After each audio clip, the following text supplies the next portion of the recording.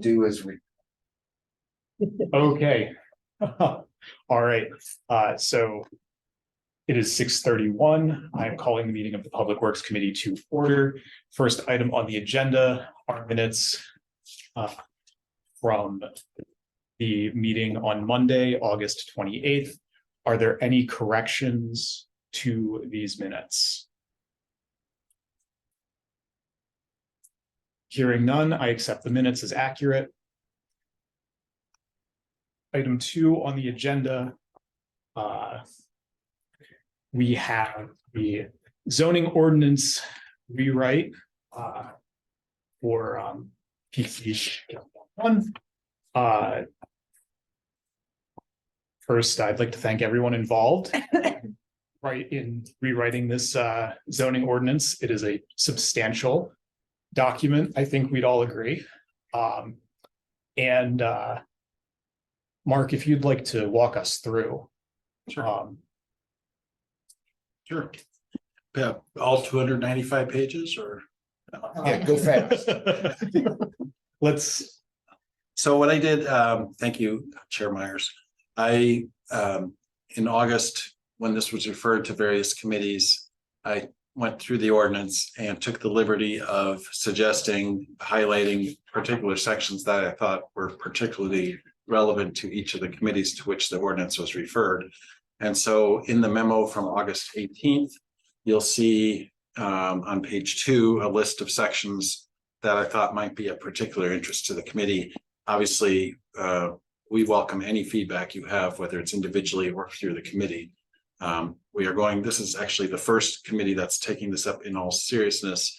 And I don't mean that in all seriousness. That's not what I meant. It's the first committee that's providing substantive reaction at this meeting. It was taken to Sustainability Committee last month, but it's my understanding they divided into work groups, and so they haven't provided feedback yet. So you're the first ones providing feedback to me. So if that's all right with you, I'll just go to page 2 of that memo, and I don't know how else you want to go through this unless a member has specifically wanted to steer the discussion. I can. What would you like, Charles? I think it would be helpful if you walked through your thinking on this memo, and then we can go from there. Sure.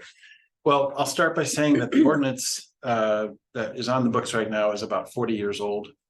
It has been revised at times in minor ways, mostly minor ways over the last 40 years, but it's never been rewritten as it has now.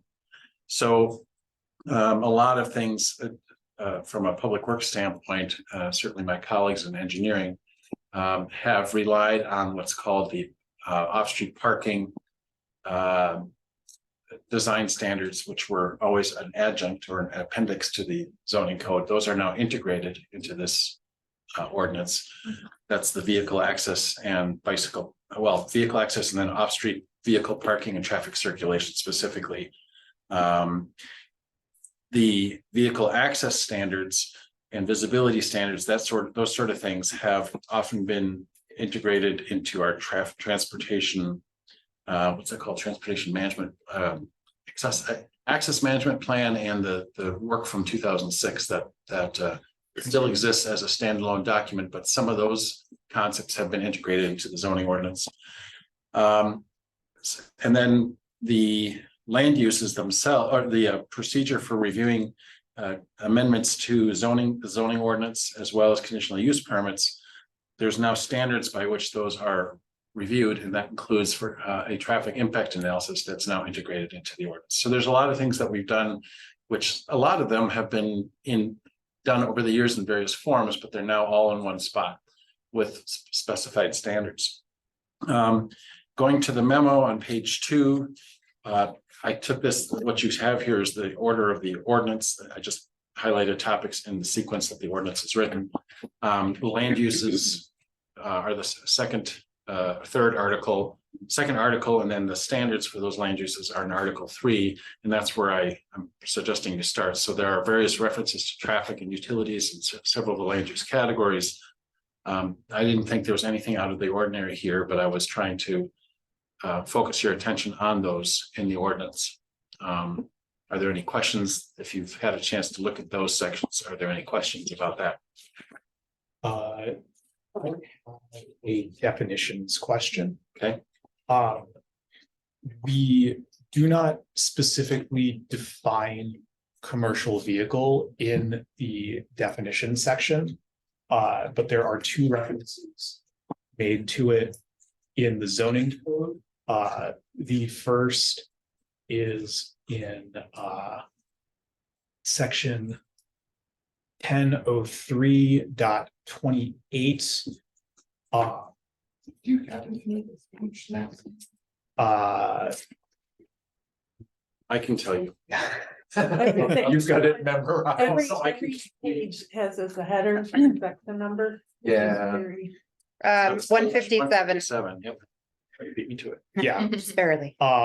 And the second, which does contain what I believe is intended as a definition, is under 100607, which is off-street loading standards, which is a maximum of one vehicle per dwelling may be parked outdoors on residential property, provided the vehicle is used by a resident of the dwelling unit, manufacturer's gross vehicle weight rating of 10,000 pounds or less, and is less than 21 feet in length. I believe there's also a reference to the preceding section, which lists the different types of vehicles. Did we mean to include the commercial vehicle defined as used for brief loading and unloading in section 100328 in that section, or did we not mean to do that? And would it make more sense to either add a reference to the definition that's offered later in the code, or move a definition into the definition section? If something is used more than once in the code, I would have it in the definition section. That would Okay, be my, in general, that would be the approach we take. We do provide definitions in Article 3 for each of these land use categories. That's where we define those. But something that's, you said commercial vehicles. commercial vehicle is used twice. Okay, and I haven't found either reference yet, so I'm going to search for that quickly here. Yeah, I Yeah, I don't see it on this page. Where did you say it was in? It's a 10? very- Maybe It's, must be. I found it. It's under I up to Yeah. 10.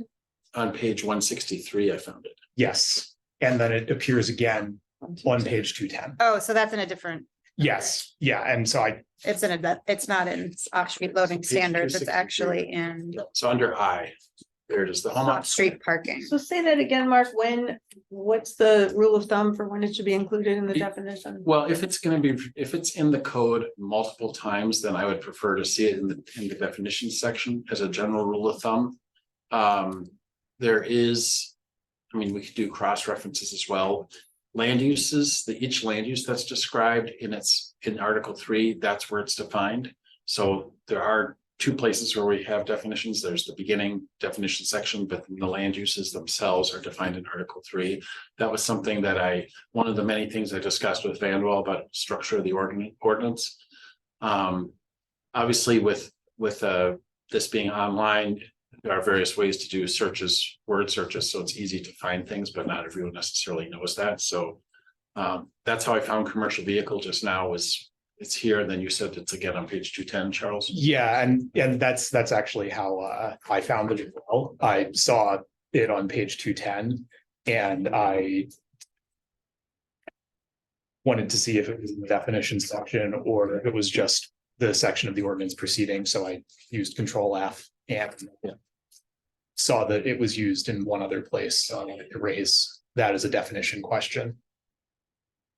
You know, and I'll get a definition. I'll discuss this, and some of these I can't respond to tonight specifically in terms of provide a definition, but obviously the intent is a vehicle related to a business as opposed to someone's private vehicle. So I'll follow up on that.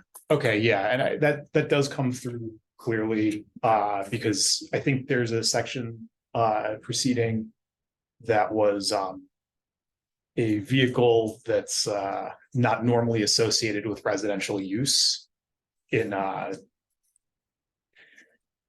page 209-23C. So I think, that it's clear there. It's not necessarily as clear in the other one. So I just raised the definition question. Had some definition related things too. All right. Do you have others? Uh, Definitions?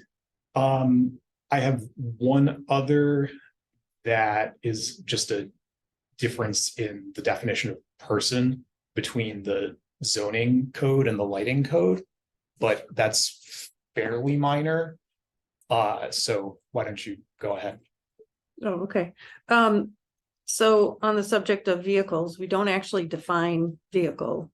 We define automobile, but not car. And there is a section on automatic car washes.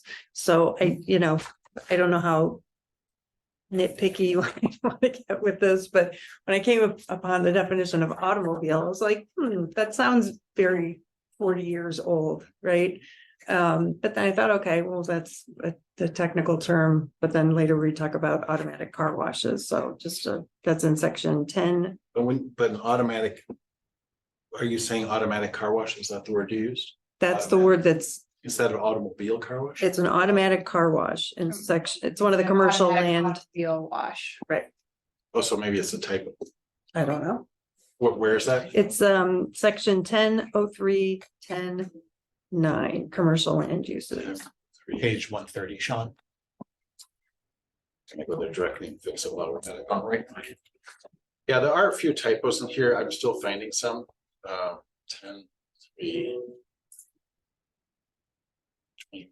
I'm sorry, 1003, which section? 1003-10-9. I. Is this the Oh. subsection? Okay.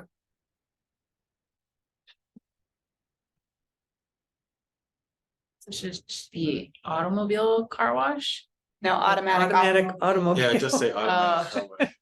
Or we could use I don't know car that anybody's gonna say instead of automobile wash. automobile. Yeah. No, and I understand. I was trying to Well, understand. I'm wondering why are we using the term automobile instead of car? I would agree. I mean, today, a typo I fixed was we had referred to twin houses and then there was a reference to a twin home. So I mean, there are Yeah, those some are, things that are, well, since you bring that up, I'm curious as to why twin houses or homes, two flat and duplex are not defined. I mean, they are like they are Charles's actually. example, well, not in the definitions. They're two-family residential. It says for the purposes of this chapter, duplex, twin house, and two flat dwellings are considered to be two-family residential. But it isn't until, gosh. It isn't until page 110 that I flagged definitions showing up. So again, since it is that is more important than car versus automobile. Yeah, and those are the sorts of things that I'm happy to take. I think it would be better on an individual basis to have some of these. If they're policy related, I would encourage the committee to focus on those tonight. I have identified some of these, in fact, just Friday, that this came up specifically, Alder and Iro. The twin And just realizing that maybe we could have done a slightly better job defining those. So I figured you would have a number of improvements, which are going to be very helpful. So I would be happy to discuss. Don't be so sure. I do have one more question. It is a definition, but it's also kind of policy. And that is, why is the definition of family so important, so long, and so confusing?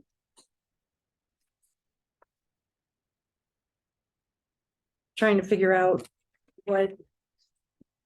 Well, the old code, and this also came up, on Friday. You'll be pleased to know the old code was much, much simpler. So I will take that question back to our attorneys and our consultant. Yeah, it just seems like it's unnecessarily complicated. Yeah, I understand why you're making that comment. The old, There's a lot of, I think, Yeah. law on that. Yeah. I think they were even discussing it at the court today about what constitutes a family and in the role of adoption. So I think that's why it has to be so particularly. Well, The old code said, for example, a family is an individual or two or more persons living together as a single housekeeping unit in a dwelling unit, period. That was the old definition of family, under 40-year-old definition. That's pretty good. Yeah. That's pretty nice. Yeah. Yeah, Simple, simple. Yeah, very nice and simple, but it says two or more persons living together as a single housekeeping unit. Could that be, 16 people living together as a single housekeeping unit? I mean, Right. there's obviously. and that's exactly why it has to be Right. so defined at this point. right, Because they'll, but in this case, it's any number of people who are, related by legal or blood. And then the next one is 5 unrelated adult individuals. And then it's up to 5 unrelated persons who have disabilities. It's just, I don't know, It's convoluted. it's very convoluted. And then the fourth one says up to 2 personal attendants. And it's like, no, that's not what it means. It means you can have 2 personal attendants, modifying any of those 3 previous definitions. Because a family wouldn't be up to 2 personal attendants, would it? I'm more than happy to provide background information about each and every one of the terms here. I guess I really would like to encourage the Public Works Committee to focus on Yeah. Yeah. the issues that are before the Public Works Committee. Alderman Iro, these are excellent. I mean, I completely understand why you're asking these questions. I just would encourage the focus on. Right, well, and I get 2 more cracks at this, so I'll Yeah. save my questions about morals. Is there a purpose? I'll save that for tomorrow night. What's, oh, planning commission. Commission.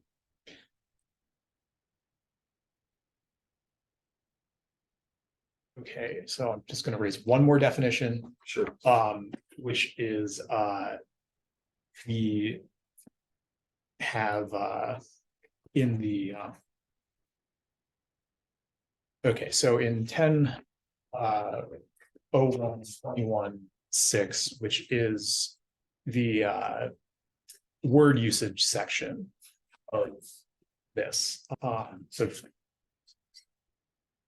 we define person as includes individuals, firms, corporations, partnerships, associations, trusts, and any other legal entity.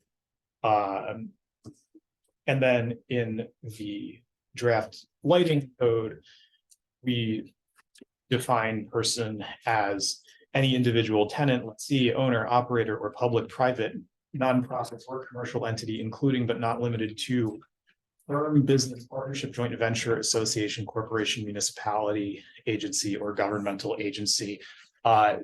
These do largely, I believe, encompass the same things, but wouldn't it be easier if we? I can give you a very simple explanation. Okay. And I appreciate you bringing this up.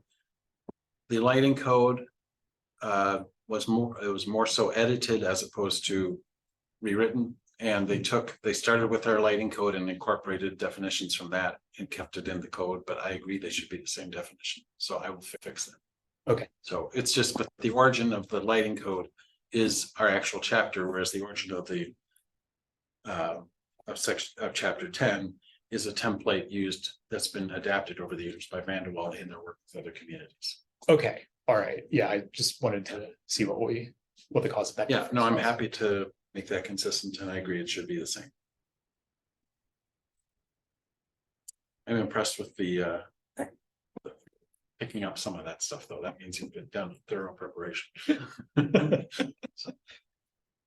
There's and I don't have the section, I'm sorry, but there's a requirement that fuel pumps have to be 75 feet away from the street. I can find it. And just looking at Quick Trip on Century. That didn't seem like a lot of distance there. The Quick Trip. Which quick trip century? One I'm thinking of. The one on Branch, Okay, yeah. yeah. It's on page, did you already find it? You found it. It's on page 130 is where is the reference. Under Yeah, so like drive-through, it's Yep. 30 feet on one side and looks like 50 or 60 feet you know, away from Century, and I know we'll have conforming, you know, everything's gonna be grandfathered in basically, but why the 75 feet? I mean, is the quick trip at Branch and Century not a safe design to have it that close to the street? I will find out what the rationale is. I think sometimes these have to do with safety. Sometimes the reasons could be turning movements. The pumps themselves are being are listed at 75 feet, as you noted. Abutting lot lines, you know, if you have a residence that's next door, you'd want to have some sort of a setback from them. I can find out what the reason 75 feet is selected. I'm guessing it's for access and turnaround. Yeah, You think about the Senex on University and how you can't even, right. Mhm. I mean, that's impossible to get into and out of. Mhm. Yeah. I think it would be important to state what the reason is, so as not to cause undue alarm at situation, which I assume there will be many situations where that 75 feet is not feasible. Yeah. Also, if I'm remembering correctly, the grandfathering expires if If they they do. do any renovations which exceed 50% of the developed area. Yeah. So if that gas station were to ever refresh its interior, they would then need to the pumps. Well, refreshing is different than rebuilding or substantially reconfiguring a site. So maybe that's, Maybe that's another thing to define then. Yeah, And what's grandfathered in. If it's unclear to you what that constitutes, Right. then there's an issue there. And would something like putting solar on the roof be considered a change? Because it might be good to state explicitly that adding renewable energy is not something that's going to trigger a major change. And we should, if we desire them to do that, we should make it clear that it does not. Right. Yeah, I like that suggestion. that might be a sustainability Yeah, that's a great idea. committee. Mhm. Again, some of these things, I'm gonna note your questions and rationale and your reasons for why something is, and I'm happy to provide responses. Just maybe not now. so I had a question about 10.03. Actually, I'm gonna wait for Sean to finish writing. Sorry, Sean. Okay, so I had a question about 10.03.18.6C. I'm double checking. 145. 6C, you said, Yes, it's pedestrian connections. what was it? It was Sorry. I had in my notes, clearly marked pedestrian connections between the parking structure and adjacent uses shall be provided. Can we specify who is providing those? Or is that specified elsewhere and my eyes misled me?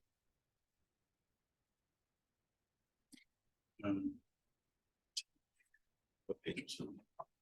145. 145.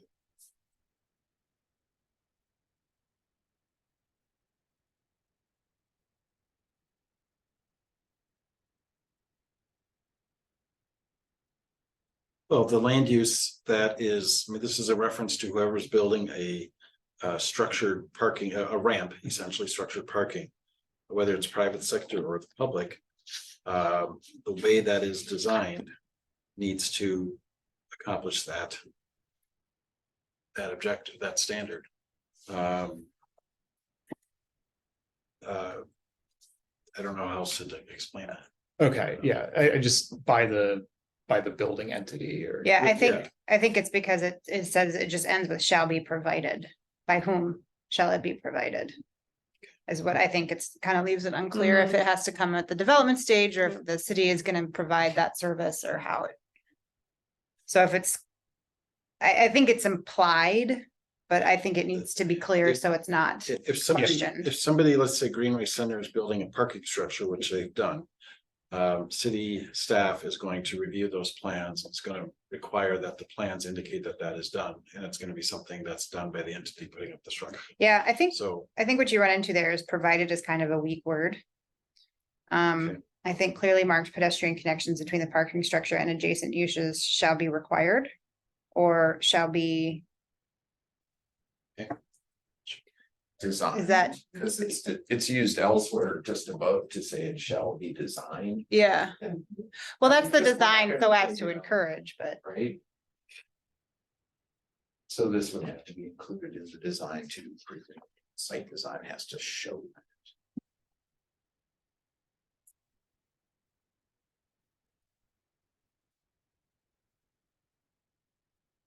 well, yeah, I mean, it's under the word regulations, so these are all things that need to exist. yeah, Yeah, because in D it Shall says be in shall be place. installed, which is kind of the same yeah, thing, right? Like, yeah.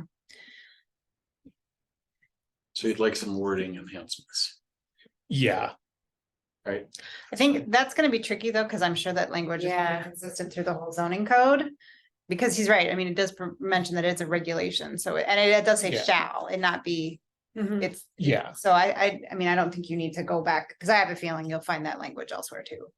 yeah, because I mean, it's already in D, Yeah, shall be installed. It's kind of the Yeah. same thing, so maybe just. Can I ask about when Just leave it. regulations appear under each of these? Because I'm looking at the adult-oriented entertainment business. And my goodness, chapter 713 of our code is quite the read.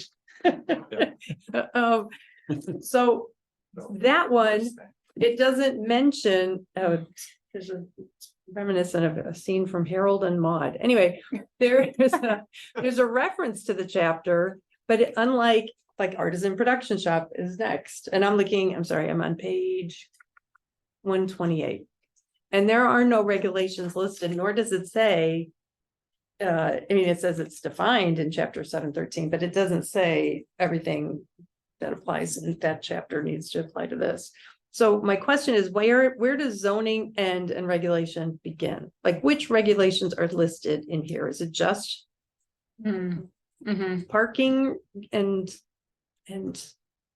setbacks and things like that? You're talking know about what I mean? specifically under number 1. Well, I'm talking throughout the whole thing. Like, to me, it's glaring that there's no reference to the regulations that apply to an adult-oriented entertainment business when a bed and breakfast has 4 things. Right, but that's because it's regulated separately in a separate chapter. So chapter 7.13, as you noted, is an interesting read. And that has its own reference because of the legal framework in which those businesses operate. And so they have 7.13, I think, is our is that the news? Let me see what it is. Can't remember the name of the chapter, but it's licenses and permits is that chapter. So we have specific standards that, and this is an area of land use that has been litigated over the years, as you might imagine. And so Mhm. we created that probably 15, 20 years ago, I'm guessing, if not more. So Okay, well, like the food and beverage counter service and walk-in pickup. Section 10, it says all uses selling alcohol shall comply with chapter 7 of the City of Middleton Municipal Code. That's kind of what I'm I think wondering about. it's because if I may, I think any adult oriented entertainment business will also fall under one of these other subcategories and be regulated that way. As far as like if you were building a new strip club, Mhm. it would fall under, some other building code requirements, whether it be a food and beverage counter service or walk-in pickup or physical activity studio, restaurant, taverns, and indoor commercial entertainment. mean, section 22 could follow that and then, because there, and there are two use of selling alcohol shall comply with chapter 7. So, and even under there, it says adult entertainment in the restaurant, taverns and indoor commercial. I think it's because it's not one of those places that stands alone. I think it would fall under another commercial building use, Okay. The ordinance is and written, then it goes further sorry. for that, right? So the ordinance is written to describe a wide range of, the range of land uses without referring to the whole national code structure that also exists. This is a system that a framework, organizational framework that Vanderwall has been using, which we think is effective. It doesn't necessarily refer to the NAICS codes that are online, but everything in the city is every use there's a land use component to it, and where there are more specific regulations pertaining to it, this ordinance simply refers to those regulations. If they're in another chapter, for example. Yeah. So it's not meant to replicate. The last thing we want is to have similar regulations in the same, two separate chapters. Yep. Otherwise you end up with two definitions of persons, different chapters. Be a joke. No one laughed.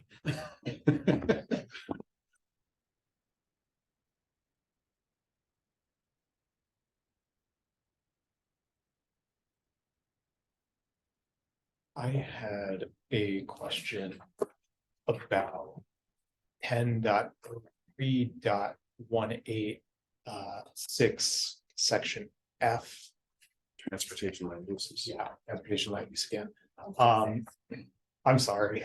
46, I think. 46. 46, yeah. 146, yeah. So it's exterior elevation shall be designed to minimize the use of blank concrete facades and shall have architectural treatment that is compatible with surrounding architectural context. That's fine. My question is, exterior elevations are encouraged to be designed to replicate the regular window pattern and other architectural elements of adjacent buildings.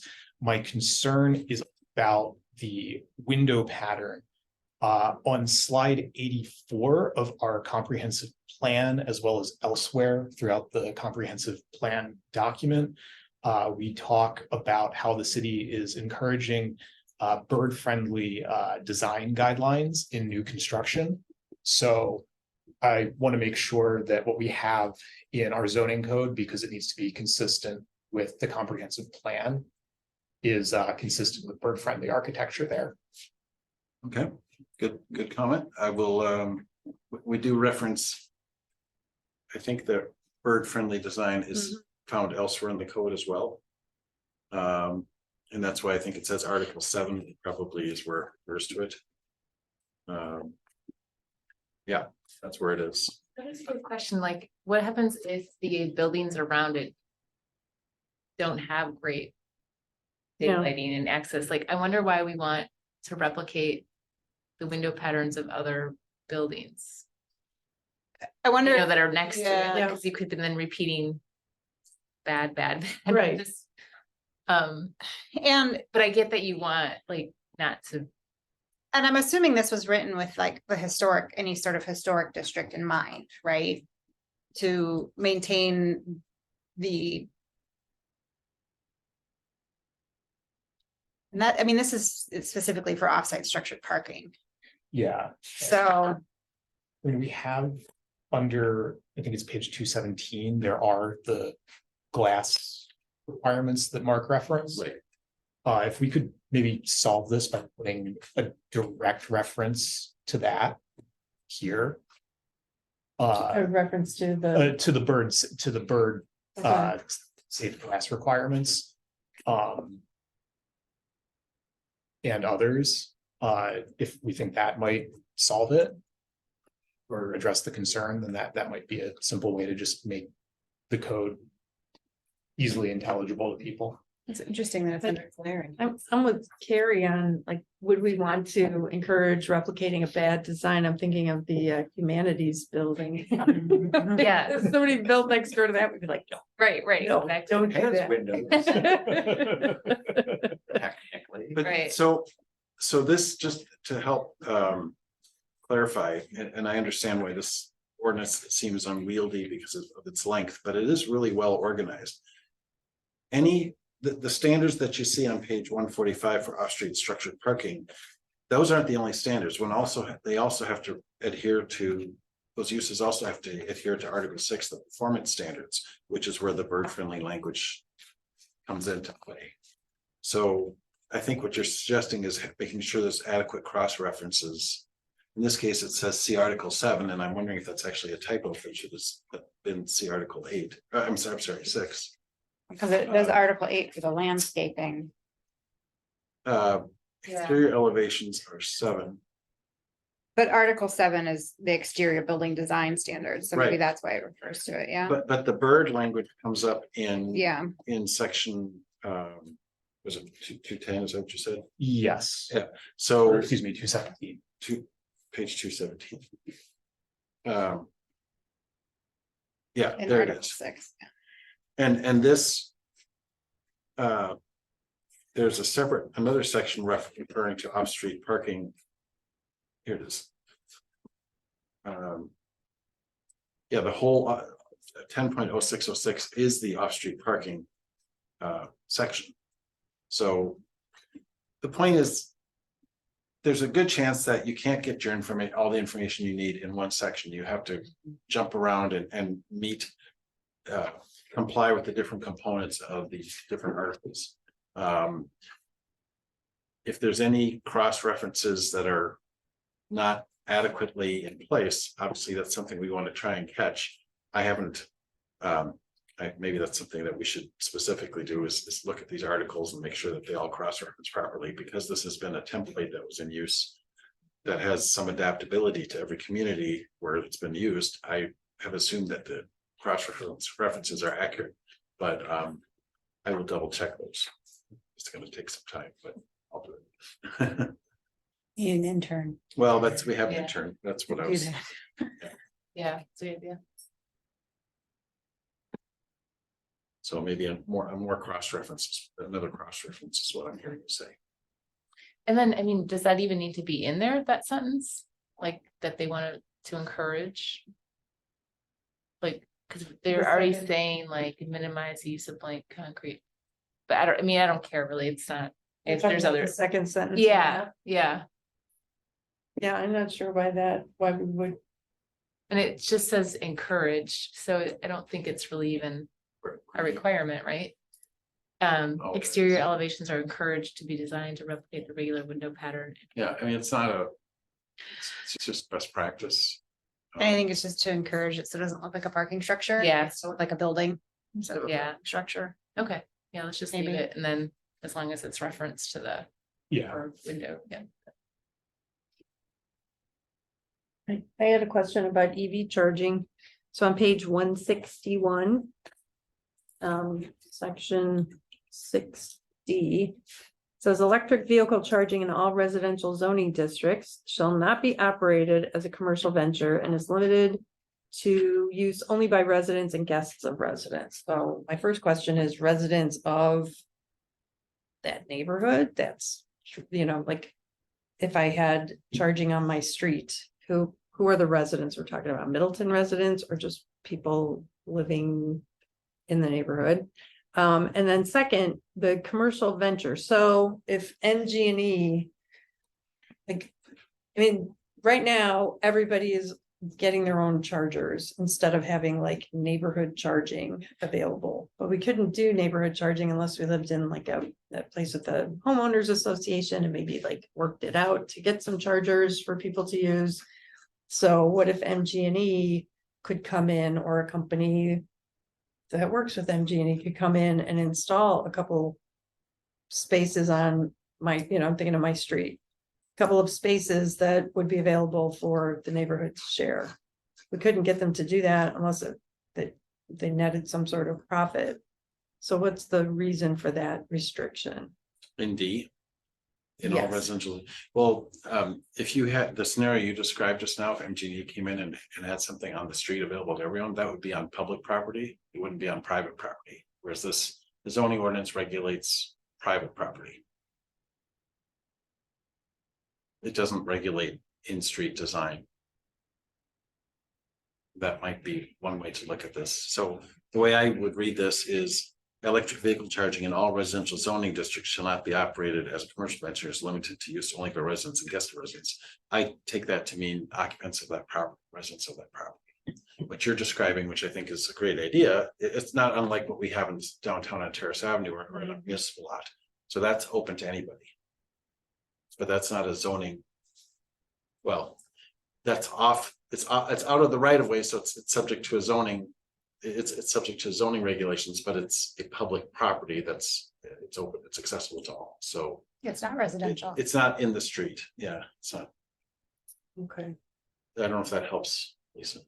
Well, I'm just looking at the previous page. This land use is typically accessory to on-site parking, off-site parking, driveways, or indoor parking facilities. But the land use itself is happening on private, on non-right of way, Okay. All right, does that help? I think so.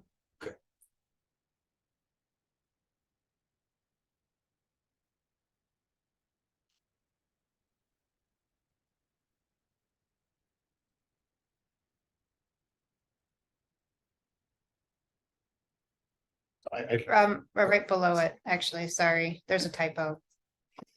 No, we're not supposed to be giving typos, but I just, If you come across them, that's fine. Yeah. But where is it? it says elective vehicle charging instead of electric. Oh, good one. Yeah, thank you. So it's a. I Maybe they will, maybe they won't. know, that's what I was thinking at first, I'd read it and I was like, well, they could elect not to Plug it in. charge their phone. Charge it. Got my music over. It's good. So I just search on elective and it brings all the words selective up too. Yeah, Yeah. Making sure we don't have this elsewhere. It's the only typo, the only place that exists in the ordinance. nice. And you guys found it tonight. So I actually just wanted to take a minute to thank everyone who worked on the section 100605, the vision clearance triangle. Compare this, what's in this ordinance compared to our old code is so much more legible. The diagrams make sense. The descriptions make sense. It actually spells out everything you about it. So thank you.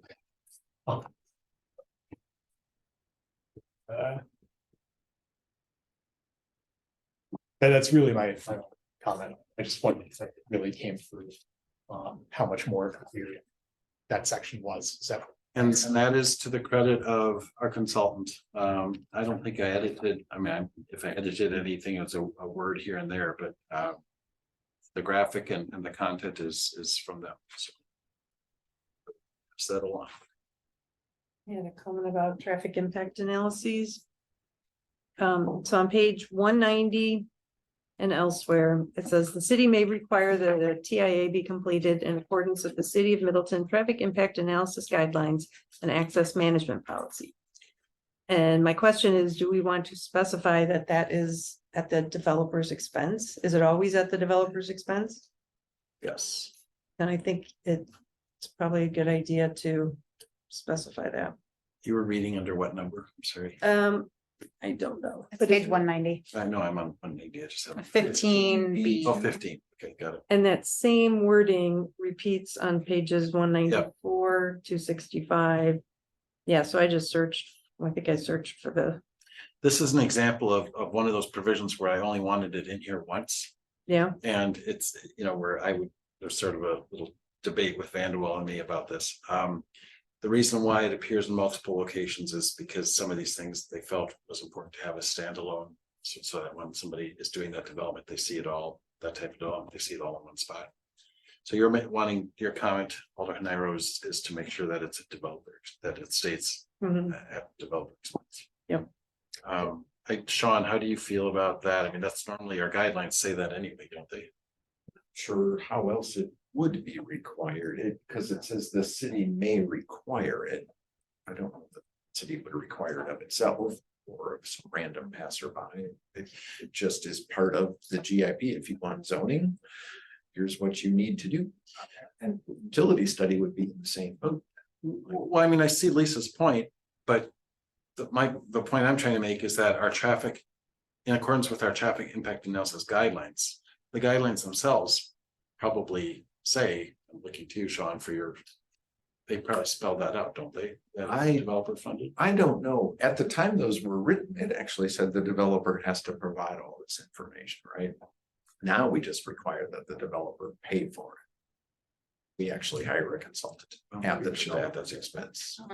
I wonder if that's where we want to add it though, or if it should be added at in the guidelines section. That's what I'm trying to figure out. Right. I support, I think it's good to clarify this. I just assumed it was in our guidelines, but if it's not, then. Yeah, it has to be clear someplace, because I can't imagine what the alternative is. Well, I I mean, mean- you were saying, Sean, before, it's like, do we have to specify because we're saying if we require it, we require it. Yeah, I don't know if the whole of this part is things the developer has to do. And that's what I mean, like, And I if this agree is with you, but 15B, if, well, the developer I'm wondering has if to we do it. don't specify it in every single place, then do we have to go back and do that? Do you know what I mean? Like, just to be consistent, or, Or can we just say it here once and then? Well, I Yeah. would say if the requirement is listed 6 times, and it is, it's. If we add this text, it should be added to each one.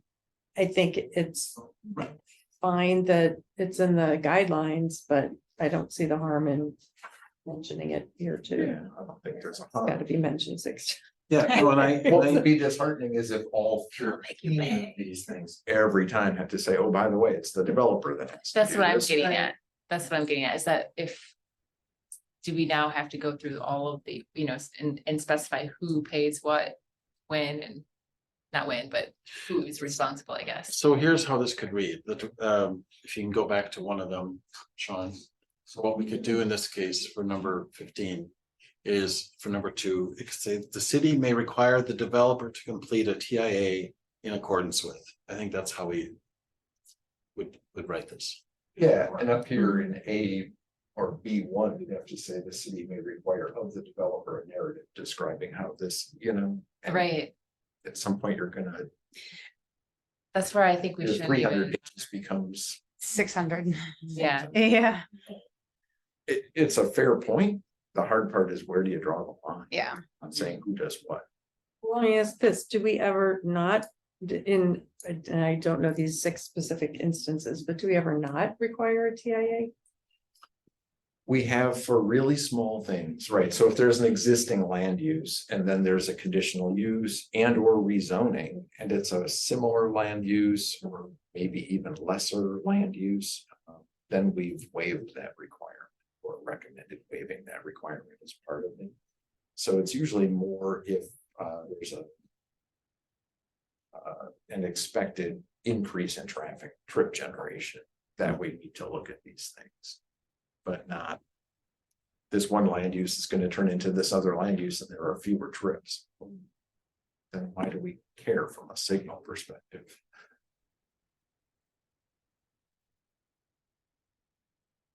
So. The language I suggested actually does not work because then that implies the developer has to fund and provide the TIA, and we don't want that. We want it done with our Mhm. TIA They consultant. just fund it now, yeah. Right, so maybe what we say under the compatibility report is the city may require. A written may require. A written compatibility report, comma, funded by the developer, comma, citing adequate or something like that.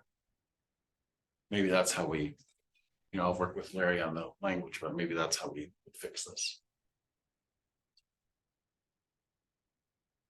Well, it's a good suggestion and we will come up with the right phrasing and minimize the extra words needed to. Right, depending what this is, sometimes we require the same of utilities to say, well, if you're gonna connect to sewer or water, we wanna be sure that, that doesn't wreck something else. that's what I was wondering too, is there anyone besides the developer? That this would apply to, Would it apply to a home builder? Or does that come under, no, That's Not a usually TIA, too but- small a scale. okay. Have to be something sizable for us to kind of get concerned. When you turn on your tap to somebody else's, start running dry. The second sentence, I think, is where I would put that, in the paragraph B, compatibility report shall be funded by the developer and shall specifically address one or more. That's, I think, the simplest way to do it. Above number one, last sentence above number one. The report shall be funded by the developer or paid for by the developer and shall specifically address. That's the simple way to do it. Well, and Larry, I would consult Larry, because he might say, well, if we don't specify it everywhere, does that open up the possibility that a developer would say, well, you didn't tell me I would have, the zoning code didn't say I would have to pay for this. Are these things all discretionary on the city's part, like conditional use, rezoning, those kinds of things? Because even if it's not clear, then say the city says, oh, by the way, you have to provide a TIA or funds for it and a utility study and whatever, shadow study. And the developer says, no, I won't do it, then don't rezone it. Right. Right, we have discretion not to do a rezoning. We have less discretion to deny a conditional use permit. That, as long as certain standards are met, the city has. There's much less ability for us to restrict granting a conditional use And is this conditional use stuff that we're looking at? I'm a little permit. out of context No, here. this pertains to what's called large developments. But this language appears elsewhere under conditional use permit and zoning amendments, that sort of thing. So. Yeah. I'll take. this Yeah, up with I Larry. think bringing it up to Larry is. Someplace in there is the sweet spot of being clear without being. Too. Can there just be like a sentence in the very beginning? You have to do all these things. I don't know. It Yeah, feels like it. yeah, They have to meet signs. They right. have to That's- meet lines.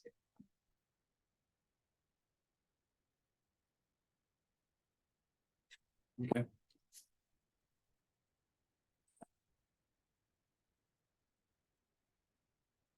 I had a question about, and this is page 138, Sean. Ah. I had a question about section 100313 subsection 8, large scale public services and utilities. I'm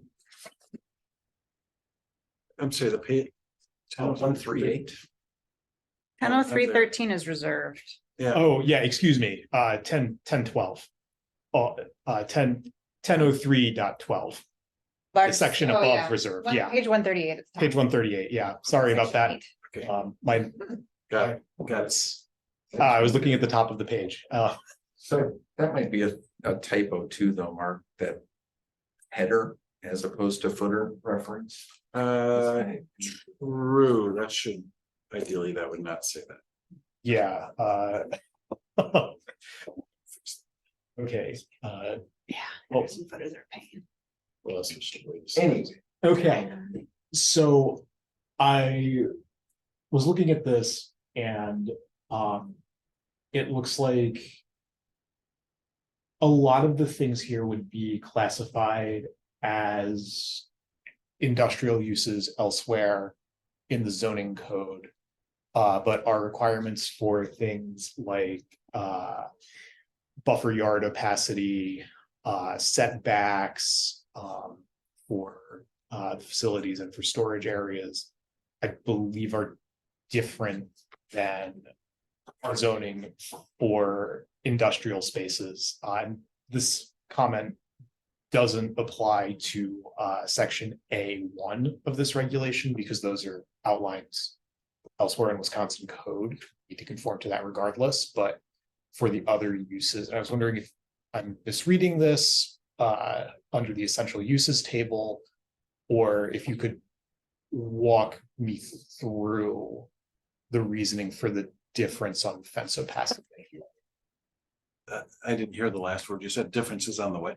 Differences when it comes to between this section and the industrial zoning section for fence opacity and setbacks. I'm still not hearing the word of capacity. What? Opacity, Opacity. OPAC, yeah. Okay, Sorry. sorry, that was the word I couldn't get.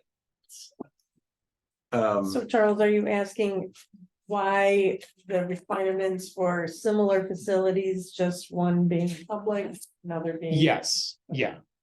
private? I see a typo. Wavier. A1, unless a wavier is obtained. Yeah, Yeah. It gets crumpled up and then thrown and it's waving. A1, you said? A1, 8A1. No, yeah. Surprised that didn't come up in the. Yeah. Yeah, that should be underlined red. I mean, it's a word. It's a word, yeah, It is? Yeah, sure. Oh, Wavier. yeah, yeah, it's yeah. wavier on the Not. east coast and the west coast. It's funny. I don't know, let me follow up with you on that, Charles, on that question. You're basically distinguishing essential services in the industrial section from this under the institutional section and why there's a distinction. yeah, just because some of these uses here are things that we would define under the industrial use Mhm. section of the code, so I wanted to know what the rationale for that was. Good question. Yeah, like why does the ownership in this case make a difference? Yeah, Fair enough. I had a question about parking. Page 197. So this, and I still can't really wrap my head around twin house, two flat, duplex. But my question is, why would all of those land uses have a maximum of 4 spaces available, but a townhouse would only have 2? I could see it for a single family home. But the duplex, twin house and 2 flat, It's per dwelling unit, so a duplex would require 2 parking stalls. So it would be per dwelling unit, so a townhome has 2 dwelling Right. units, so they would have a total of 4 outdoor spaces. Yes, Oh, for maximum, 4 outdoor spaces. Let's see, 1 per dwelling unit, automobile maximum permitted. That would be 4 outside spaces per dwelling unit, is how yeah, that's how I would read that. so twin house Oh, actually refers to 4 twin houses.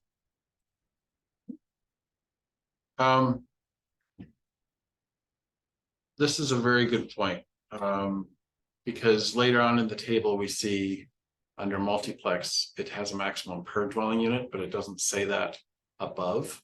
Mhm. Let me clarify that to answer your question. I'm not sure if that was an oversight or if we see 1 per dwelling unit and 4 outside spaces.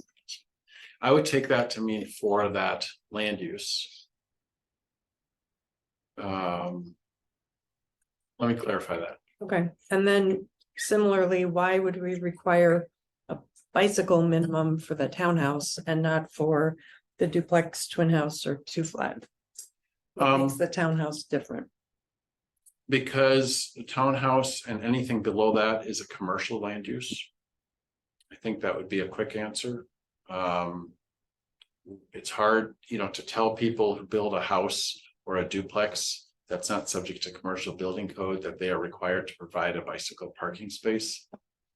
We can require that they have a driveway, actually, we don't even require a garage. We require 1 parking space on their property for an automobile, for a vehicle. We don't, theoretically. I guess that's the thinking behind it, but Are townhouses able to be, could a homeowner buy a townhouse? a townhouse can be owner occupied. It doesn't have to be, but a townhouse. Well, we were literally at 4 o'clock, 5 o'clock this afternoon having this debate with Vanderwell because we might be adding a definition of townhouse versus row house. I don't want to get into the weeds on Okay, this right good. now, but we are, this has to do with Red Tail Ridge and the north side of Bellefontaine. this has to do with the development proposal there without going into details. I sent a very long email on this today. Actually, I'll share it with you, Okay. since you're interested. I just feel like requiring, there's got to be a really good reason to require and I'm all in favor of bicycle parking, but it seems to me that it's going to drive up the cost of a townhouse to require, I mean, minimally, but still, why would we treat townhouses differently, I guess is what I'm asking. But, you know, I lived in a townhouse that I could have bought, and it just doesn't seem like it's not clear to me why we would require that. Same thing, the accessory dwelling unit, to require minimum parking for that, when, you know, I always see it referred to as usually the mother-in-law or the granny. It's like, Granny flat, yeah, does a granny need bicycle parking and automobile parking? I mean, if the purpose of these ADUs is to, or if one purpose is to help family age in place, with family nearby, I don't see why we would require bicycle parking and Yeah, automobile. no, that's a fair question, and I'll be happy to get back to you. I think in general, in general, where the bicycle parking is required is where there's a rental situation in general. And so what we're saying is that the owner of a property should provide this, make sure that there's bicycle parking available for a tenant. Obviously, a single family home or mobile home or duplex can also be rented. But let me give you a better answer by doing a little research and getting back to you. Do we have bicycle parking defined What- anywhere? Do we have it defined? Yeah, like what is bicycle? Yes, because I asked that of myself and then I found it. You found it? somewhere. It's Okay. in Yeah. here, it's in Okay. here. I also want to say that we've never had a bicycle parking requirement in the city. This is the first time the code is doing that. Thanks. We have used planned development district zoning to, as part of that, we've required people, developers to put in bicycle parking. But we're basically institutionalizing that now through the zoning code. And that's why I want to make sure we get it right so that people don't get upset and Yep. think it's excessive. And then on the same page, group daycare center, the minimum parking is 1 per 15 clients. I thought, yikes, no wonder it was so hard to drop off my kid at daycare. If it's 1 parking spot per 15 clients. I mean, and then 1 per 2 employees. I see why it's phrased this way, but everything else, it's a static number. It's the 1 space per dwelling unit or 1 per every 1,000 square foot of gross floor area. But this one, does that create a situation where if somebody loses an employee or loses client, you know what I mean? It's based on a number that could change. Maybe max capacity or something. I don't know. 2 lines down under commercial indoor lodging or bed and breakfast is also a reference to capacity to people. I understand your question. You're saying, why are we using space or gross floor area in some cases? And But why it's are we- not in the same, it's not a direct comparison, because in the commercial indoor lodging, that's per room for rent. Whether or not it's occupied. If you're saying per 15 clients and I understand, yeah. you know what I mean? Like, if Yeah. that's a number that will change more than the room for rent. So That's they're fair. not, it's not a good comparison. Could we maybe solve this by incorporating a reference to the maximum number of clients allowed under state statute per room that the daycare operates? Because that way, the minimum is based on because we define in state code, and sorry, it's been a little while since I've looked at this, so you'll have to forgive me, I don't recall the number exactly, but we do define the maximum number of children per classroom for daycares in state code, as well as the maximum number of children per teacher.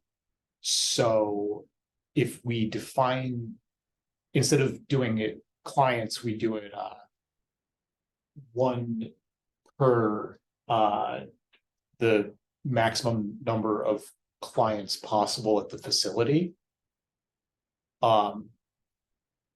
Instead of just based on a number that will change, I think that may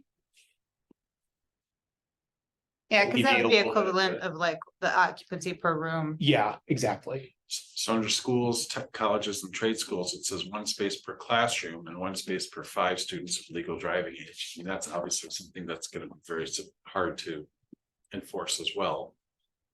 But that's kind of what you're getting at, Charles, in terms of, Yeah, yeah, okay. And we wouldn't want to necessarily do the maximum either, right? Because we don't, That'd be Right. great. That'd be yeah, that'd be over, like, Yeah. that'd be too much. Yeah. So, maybe it's like the average occupancy. So, like, I don't know, but that would. I don't know, yeah. yeah, because I forget, I'm sorry that I'm having this moment of forgetting what the state statute defines as the maximum per class, and it varies by age as well. Well, and they might be changing that right now too. A Yeah, lot of that daycare is under review, so. yeah, so, A lot of the codes, so you'll see in here, there's numerous references that to the maximum being 125% of the minimum. The template from Vanderbilt actually said 150% of the minimum. And through discussions internally, we decided to lower that 150 to 125. So there's a lot of nuance in here. There's a lot of things that are legitimate questions as to why something is the way it is. And it's ultimately, the public policy objective is not to have seas of asphalt and Right. to try and encourage non-automobile use, and it's trying to find the right balance, but at the same time, not have the daycare problem that you mentioned, Lisa, where it's hard to drop Yeah. people off. And Cromrie, near where Sean lives, for 20 minutes, half an hour every morning, it's extremely difficult to navigate around there because there's enough parking, enough access points. I mean, everything, it's hard to have a rule that fits every circumstance. Why is there no bike parking for campgrounds? I don't know the Next- answer, but presumably there's a lot of for bicycle parking. I don't know the answer. That might be a mistake. So I will, Yeah, because it seems like parking is also a matter of being able to secure your bike. right. And- I would agree with you. So that's a fair question. I think that's just an oversight. There are people who bike to campsites. so I'm gonna say a few words that everyone loves to hear. Let's talk about shade trees. But what? Shade Shade trees. tree. Shade trees? Yes. So returning to section 100605, the vision clearance triangle. Section.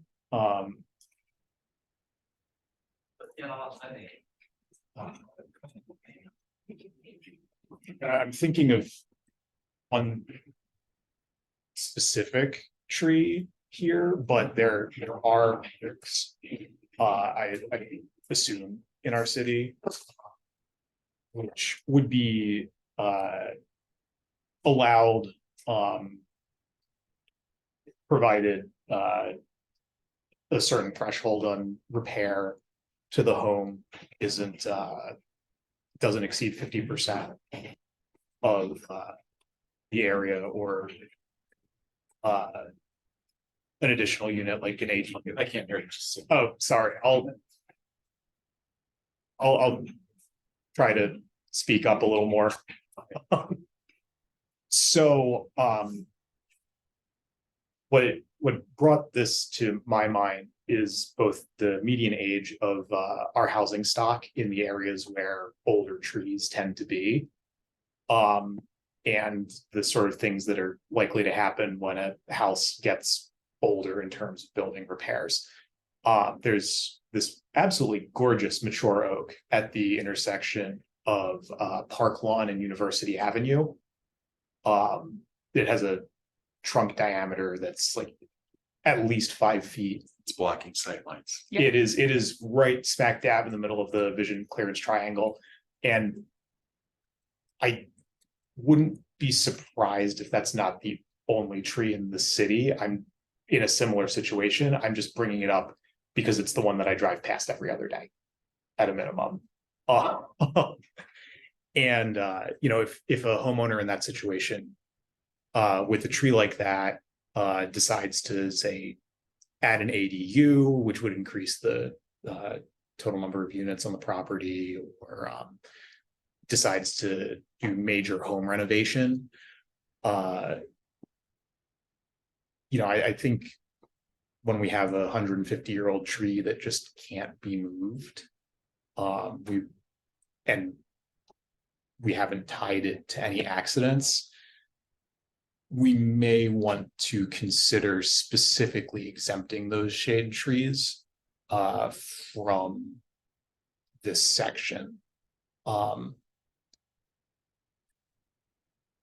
Included like permanent grandfathering, regardless of home repair. I think in a situation like that, somebody would turn to their alder person and ask for help.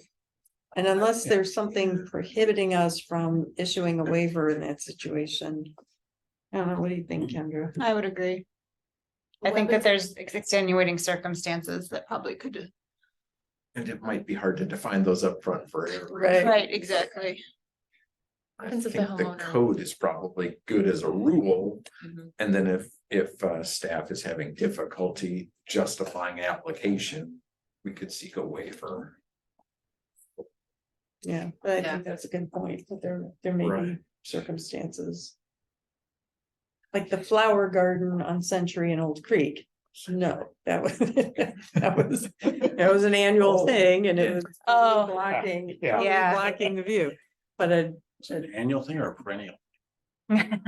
stately oak used to survive. Well, the key word there is which material impedes. Obviously, at some point, a width material impedes, but what's that measurement? I mean, again, we can't have one side. We know what the intent is. We know what, we don't want somebody to plant something that's going to create a problem. We don't want fences put in place. We don't want, sunflowers that And block people, the thing. and there are bushes that you can trim back, and there Yeah. are things that aren't, Yeah. Yeah, But we're not gonna be- centennial trees. We're not gonna be requiring a century-old tree to be removed. It's just not gonna. okay, I just wanted to raise it. Yeah. I understand your point. I have a question about noise on page 215. And I don't know if continuous noise is defined anywhere.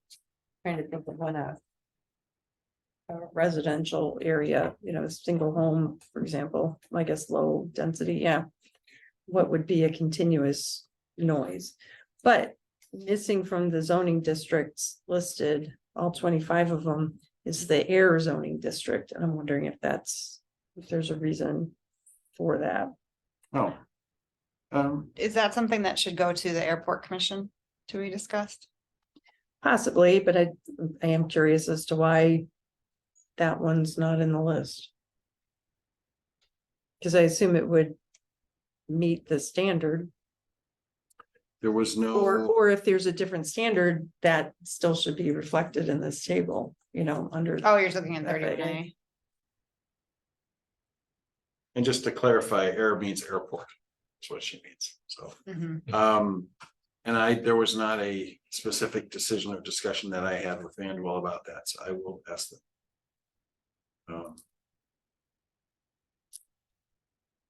Yeah, and I call one maybe. I checked, continuous noise is not defined anywhere, but it also.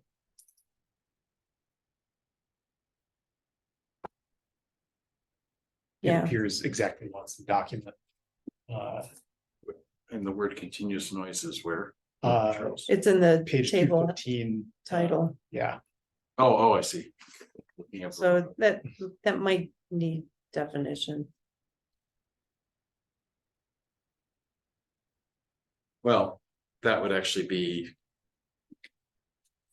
That actually, to me, is the answer as to why air is not in there, because obviously when an airplane constantly lists, Right. but I'll there's- find out. Yeah.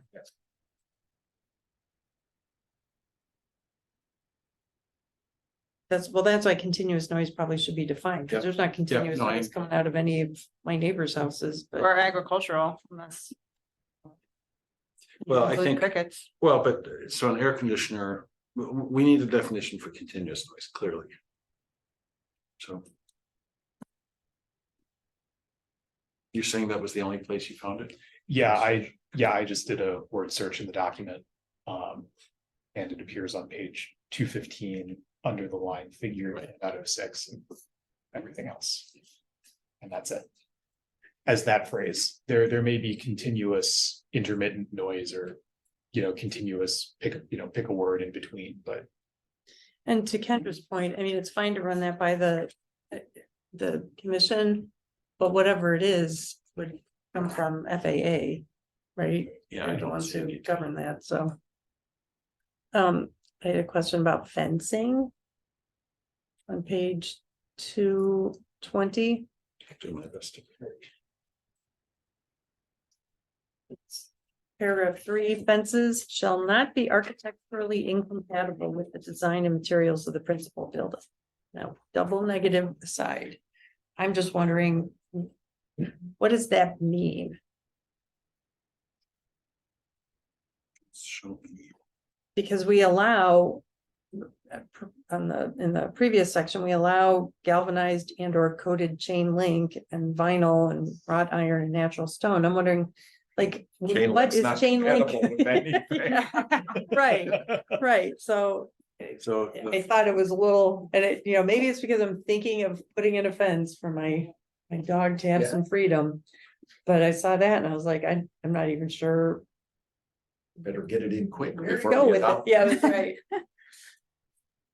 I will, well, first of all, it sounds like I should say, No. You're gonna make a joke. No. Oh, okay. I sensed a Wow, pun it's a shall coming. be actually compatible. Yes. That's what it should say. Thank you. That's all I was gonna say. Sorry, I had my pun meter high alert. Calibrated. It's Didn't pegged. it seem like that was coming? Fences shall be Just architecturally before. compatible with the design and materials. So you're wondering what that means and how we enforce that? Yeah, like, Or at least apply it. yeah, because that would seem to rule out a chain link fence anywhere. Where would that be? Like Well, industrial? And yet, when I look at my neighbor's chain link fence, it seems perfectly at home with their Yeah. colonial. well, I know we have discouraged fences over the years. But yeah, here it says under 5A1 talks about the materials that are. Is that what it means? It just, maybe is the intent is that it shall not be architecturally compatible with the design and materials of the rest of the fence? Instead of the Well- building? Yeah, so here we go. Chain link comes earlier. I thought that was in here. It's been a while since I've looked at this too. So on page 219, it talks about wire mesh and non-coated, non-galvanized chain link fencing is not permitted in these zoning districts. In the certain zoning front districts. Within front yards, correct. I'm just thinking, if you have a brick home, does that mean you have to have a brick fence? Or is wood compatible with your brick? It's just a strange. If it's difficult to figure out what it means, then it's not very. useful. well, and maybe that's why it was written with the double negative, because that in some ways has a different meaning, Mm-hmm. but maybe we don't need that paragraph. I'll.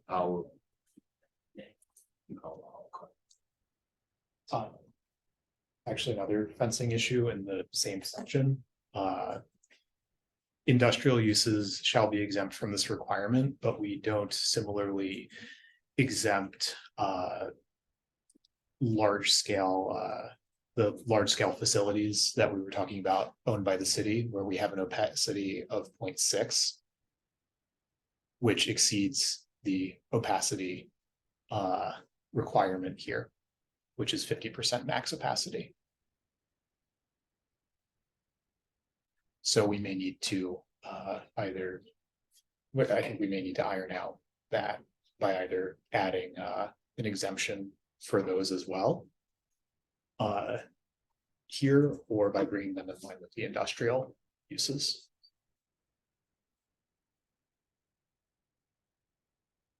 So you're saying it's 0.06 in industrial areas? No, it's 1.0 in industrial, it's 0.6 in the large scale facilities. And it's 50% here.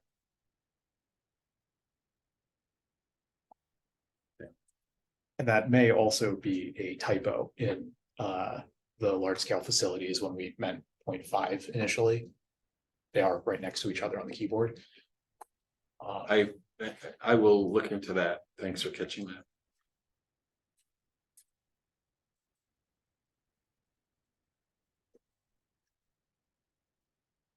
Well, specifically, this has to do with fences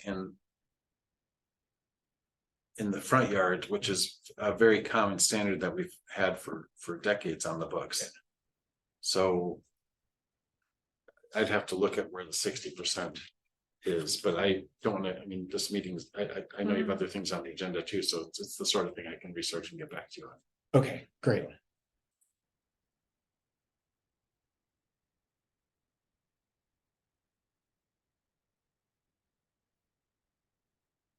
I had a comment and a question about landscaping. And then that's it for my questions. I love that Wisconsin native plant species shall be a minimum of 75% of all landscaping points. That's great. Oh, I'm sorry, I'm on page 246.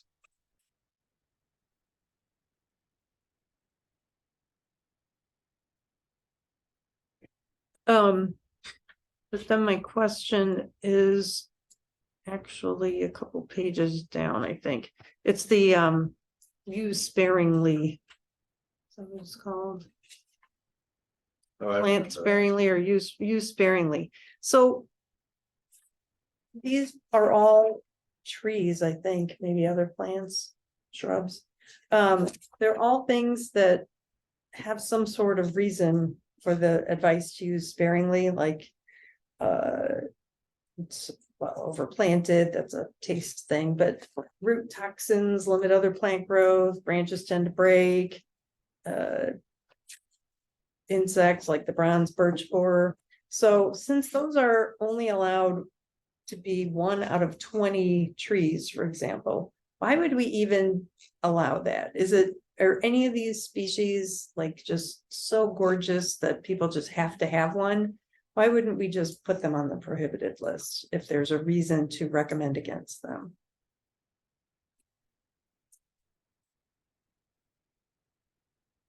That's I know.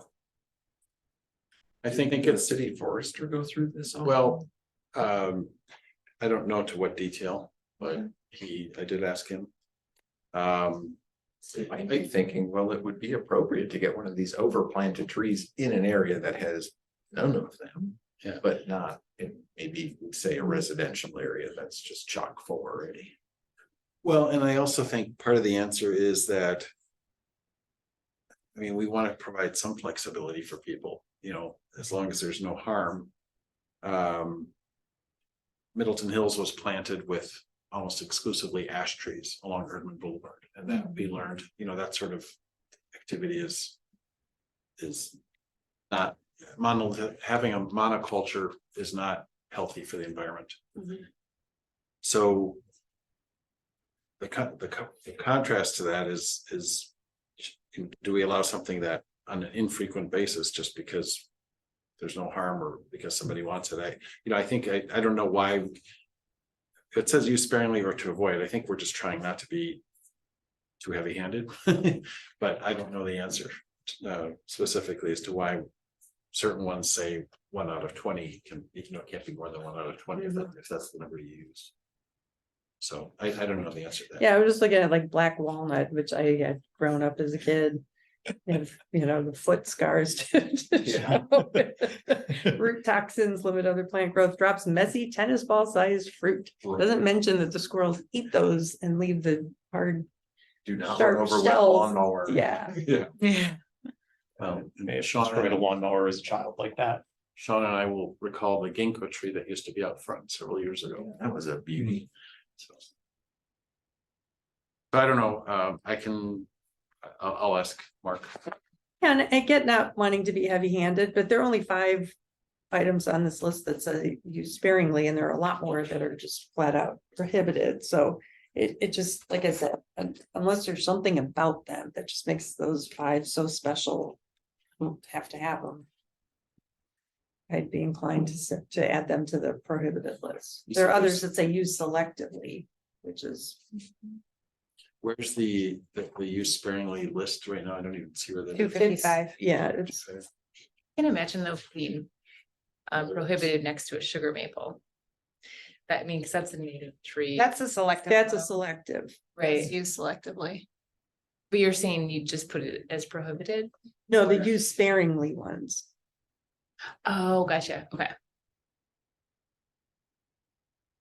Yeah, I don't know that, I mean, I think you're gonna get some pushback anyway, that this is a little bit more restrictive than most people, like, they feel like they can plant Whatever they private want property, I can there. put on whatever I want.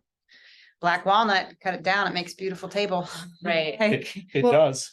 that wood is, Yeah, that's where I'm like, I don't even know if we should say prohibited. Can we really not? Oh, shouldn't it just be like not recommended or something? I mean, can we really Well- enforce somebody not to Yeah. plant? There's a lot I of think- trees that, what's that insect that's on the East Coast now that is Mm. going across? the Pennsylvania? lanternfly. Lanternfly. I mean, there's a reason why certain species are, you don't want to bring them from Yeah. other countries because they can, the certain vegetation in other countries may have defenses against an insect. and Yeah. We don't. So I mean, there's a That reason for makes that, sense, and whether yeah. it's done through zoning, I don't know where else you would do that. But those are good questions that I will ask our city forester. Well, and that's where I think like that, where there is a known like disease doing the prohibited, I think people can understand that. But if it's just like, oh, this tree's messy, it's prohibited, I think that gets kind of like heavy handed then. Yeah. So like Well, silver maple. for And example. just to Right, clarify, exactly. Mark, am I reading page 238 correctly? It says, single-family dwelling units, 2-family dwelling units, and agricultural land uses are exempt from landscaping requirements. Single family, 2-family, and what was the other one you said? Agricultural, Um, Oh, No, well, then we can be more heavy handed then. Cause I mean, if it's more commercial, then I Yeah. think we do need to specify, like, yeah, because you're right, you don't really want somebody putting a black walnut next to a park, right, you know, like, or on a public space that's being used by a, Even Development. The sidewalk Right. can be a hassle. yeah, and like the silver maple. Those root systems go everywhere. Yes, they do. yes. No, that makes more sense now, okay. this goes back also to your bicycle question, why are we just making a distinction again for single family and 2-family? And- I'll find out the answer to that as a general theme for questions tonight. This is really nice because I have a huge landscaping project I need to do at my house, and I'm like, oh, great, I don't have to make a decision. I'm just gonna plant this Yeah. stuff because everything's right here. What's native and what's not, and what's Great. done.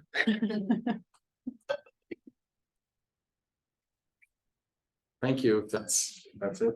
I think we still have to go through lighting, Oh, okay. chapter 33.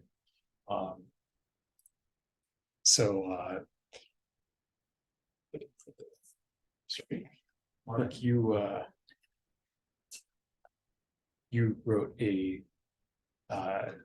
I believe this was you, a great, policy decision guide. If you'd like to sort of walk us through your thought process as you were writing that. And, then we can go on to lighting. Well, this actually was drafted with Annual. I'm actually trying to think where, let's see, this is what went to Plan Commission, okay. I didn't even remember this being in your packet, but that's great that it is. It's not, It's on the it's website. on the website. Oh, okay. Yeah, I'd forgotten, to be honest, I'd forgotten that I put this on your list because, so I wasn't mentally thinking along these lines. You're the only committee that or sustainability, I think I had it on there too.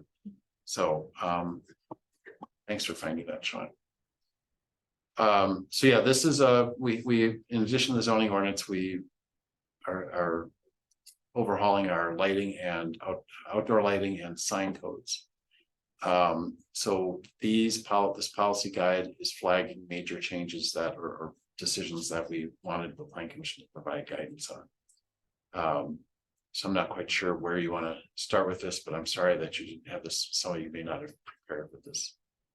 Special vehicle sales, what's the next category? Parking facilities. I guess I would be happy to respond to questions. I don't really have a presentation for you other than what you found online. We've made changes to this too since, yeah, it's dated August 30th now. So this is got revised. This is now the second draft of this ordinance. This one dated the 30th. Yeah, compared to what was originally, I think it was August 4th or whatever, the original draft. Do you recall the changes that were made? No, I mean, they were in the margins. I can send you both versions and you can see it. Sorry, I just have too much in my head from, I can't remember it all.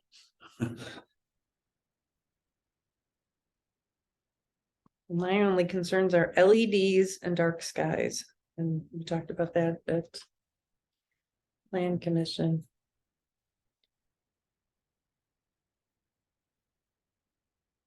And I want to reiterate too, you are all welcome outside of this meeting to individually send me any further questions or clarifications, typos, anything like that. I'm happy to receive those from. What we really wanted with these committees was to have any policy level discussion that the committee wanted to provide guidance on through your discussion amongst yourselves here tonight. My only note on the dark skies question is, there's been media lately about aging populations and lighting and the issues of being able to walk at dusk or in the evening because of inadequate lighting. We have a problem in our neighborhood because we have a limited amount of streetlights. And so it's required by our neighborhood that everybody have a front post light, but not everybody keeps it illuminated. And so sometimes in the evenings, especially this time of year when it gets dark earlier, and people are still walking, they haven't really switched their routines to the night, the sunlight yet. It is awfully dark. And with aging crosswalks that aren't well painted and limited lighting, it can be very difficult to see crosswalks and curbs in the evening. So as much as I really appreciate the dark sky movement and a lot of what that means as far as a municipality, I think we have to be very aware of the choices that we're making. And I see that in neighborhoods even that do have streetlights. Yeah. Have a flashlight or a headlight. Yeah. Or they'll put a light on their dog even. Yeah, yeah, We need to make sure we're visible if nothing else, because right, yeah, can't see anything. The light posts annoying though, like, cause now I have to have like blackout curtains. Yep. In my house because everyone has their lights Yep. on. Yep. And they don't shut off at a certain time. yep. So I think that's the other thing is like, I agree with you, but then maybe we need to have like things shut off at whatever time, Yeah, 11 PM, yeah, because it shines right into our window. Yeah, and we do have that automatic cutoff in the lighting code. Drafted for stadium lights, I believe, is the outdoor. The outdoor special event lights, which I believe it's the event time plus 1 hour and otherwise must automatically shut off at a certain hour. So maybe it would make sense to consider extending that to your point and adding in something about increasing reflective crosswalks, walk paths not to exceed a certain number of lumens or foot. Sorry, I'm blanking on the technical term, not to exceed a certain amount there, just so that we're making sure that we're an accessible city.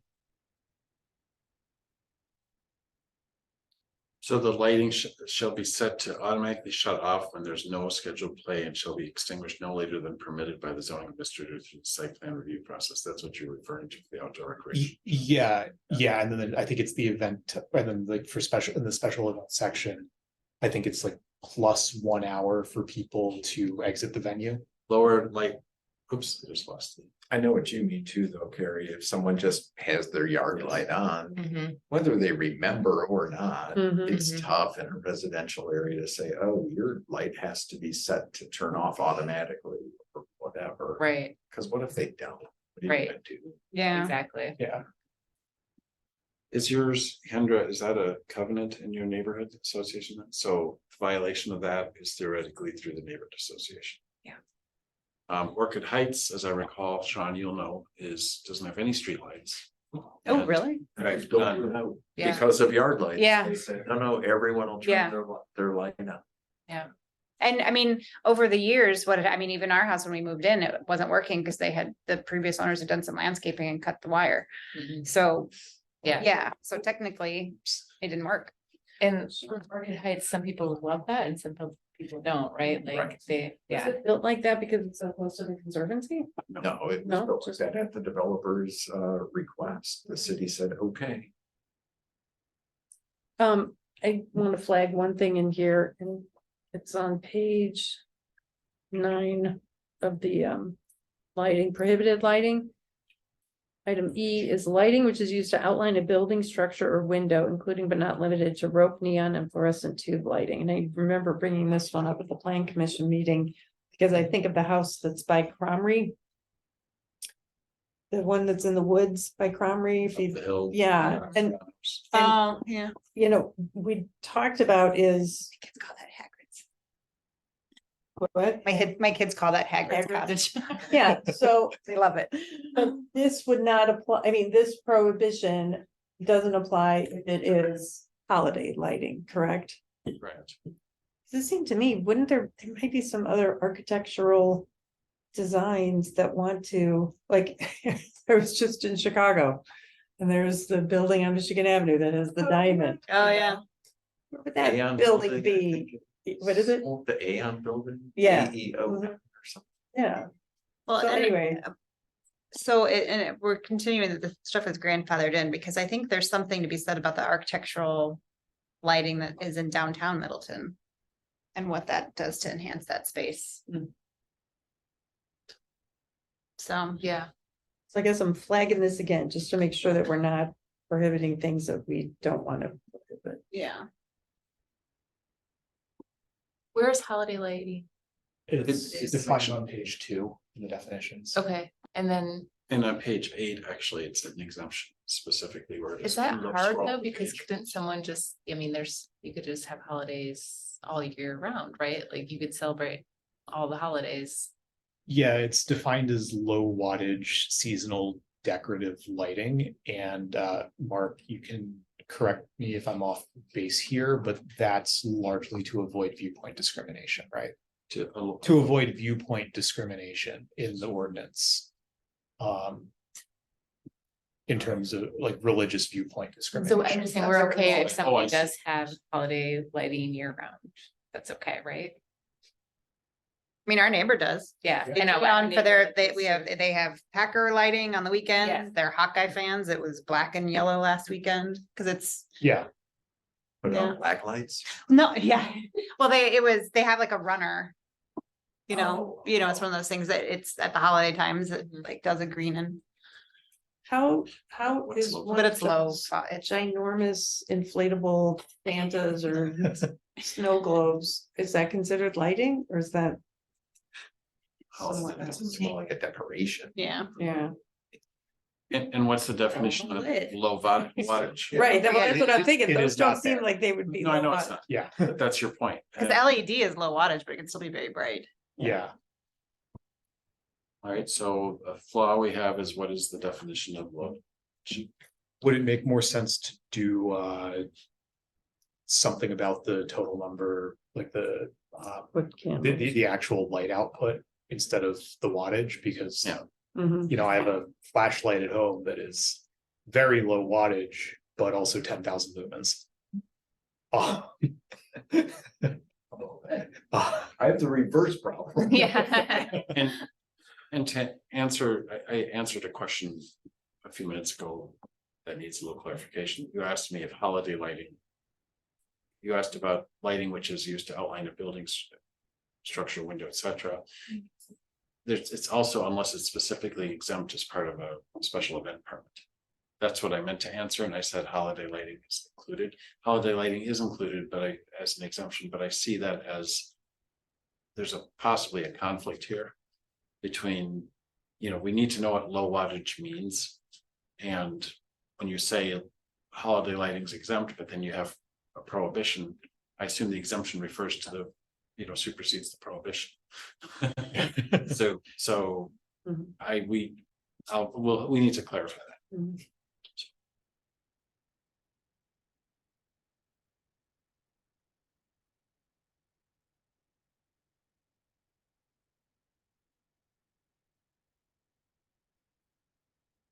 So do we have any other comments on the lighting code? I have just some notes I'll just get to you separately, Mark. Okay. I think they're committee kinds of things. I hate to do this and jump back to the zoning code we just put away. But I had in my notes to ask about this. The section regarding telecommunication tower siting. I just wanted to know if we pulled the list of requirements for tower siting from the relevant federal regulations for them, and to make sure that we're in compliance with those. And it looks like we did, but it's also been about 6 years since I had to go through the requirements for the FCC's requirements for allowing cell towers. So I just, There is language here pertaining to federal regulations. Yeah. This is language that was part of the template from Vanderwall. I am not familiar with this. There's 3 or 4 pages, as I recall, 4 pages in this section. I have very little experience with this, so I presume that this was all in fact, it refers to Wisconsin Administrative Code as well. yeah. So I can't imagine that this isn't current. Charles? Okay, yeah, I just had in my notes to make sure to ask that One of the reasons we as a selected, comment. one of the reasons we selected Vanderwall as our consultant is because of their extensive experience with land use law in Wisconsin. Out of all the firms, that was really one of their selling points. And they've worked with numerous communities now, so I am highly confident that I have no reason to believe that this is not consistent with state and federal. Okay, yeah, it looked like what I remembered from federal law. I just wanted to make sure that I had that comment. And, Yeah. and I should also add, we have had our city attorney review review the entire ordinance. So, and they're versed in Yeah, everything that municipalities have to deal with, so I appreciate you bringing it up, but I think we're good. okay, all right, great. That's all I wanted to do, just bring it up. John, you were going to submit your comments I'll just get them to Mark. to Mark, yeah. Questions, kinds of things, and he and I haven't had a chance to connect, so. Not recently, What's that? not recently. Yeah, on this, and it may not happen. But yeah, so I just jotted some in line, and I'll just get them to you. Well, thank you for taking the time to go through this so thoroughly. I'm impressed with the depth to which you've reviewed this and have identified things that clearly show you spent more than 15 minutes on it. Are you up to speed on the comp plan stuff too? That's next on our agenda. or not I so can much? stay here. I'm, Just in case there are yeah. I'm happy planning to stay. staff questions. Yeah, you're in I'm better happy to shape stay. than I've I been am. involved, and Abby and Daphne led the way, and I've been sort of in the background on that specific project because I was focusing on zoning, but I'm happy to be here to help answer questions. So, and I don't want to jump the gun, but are we ready with zoning and lighting? Okay. Yeah, think we're I good. think we're good, so we're.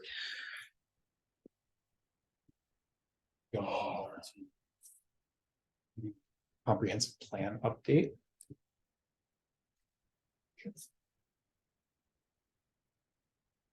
Mark, one thing I noticed on our website, amendment number 2 draft, it says of the date 8/29/2022.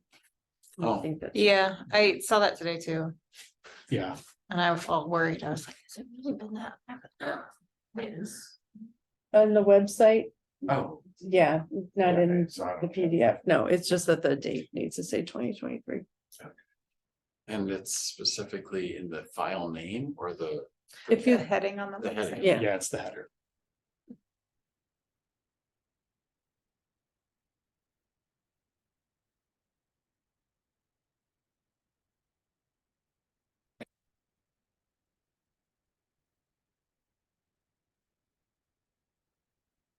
Is there questions on that? We should jot down. for me.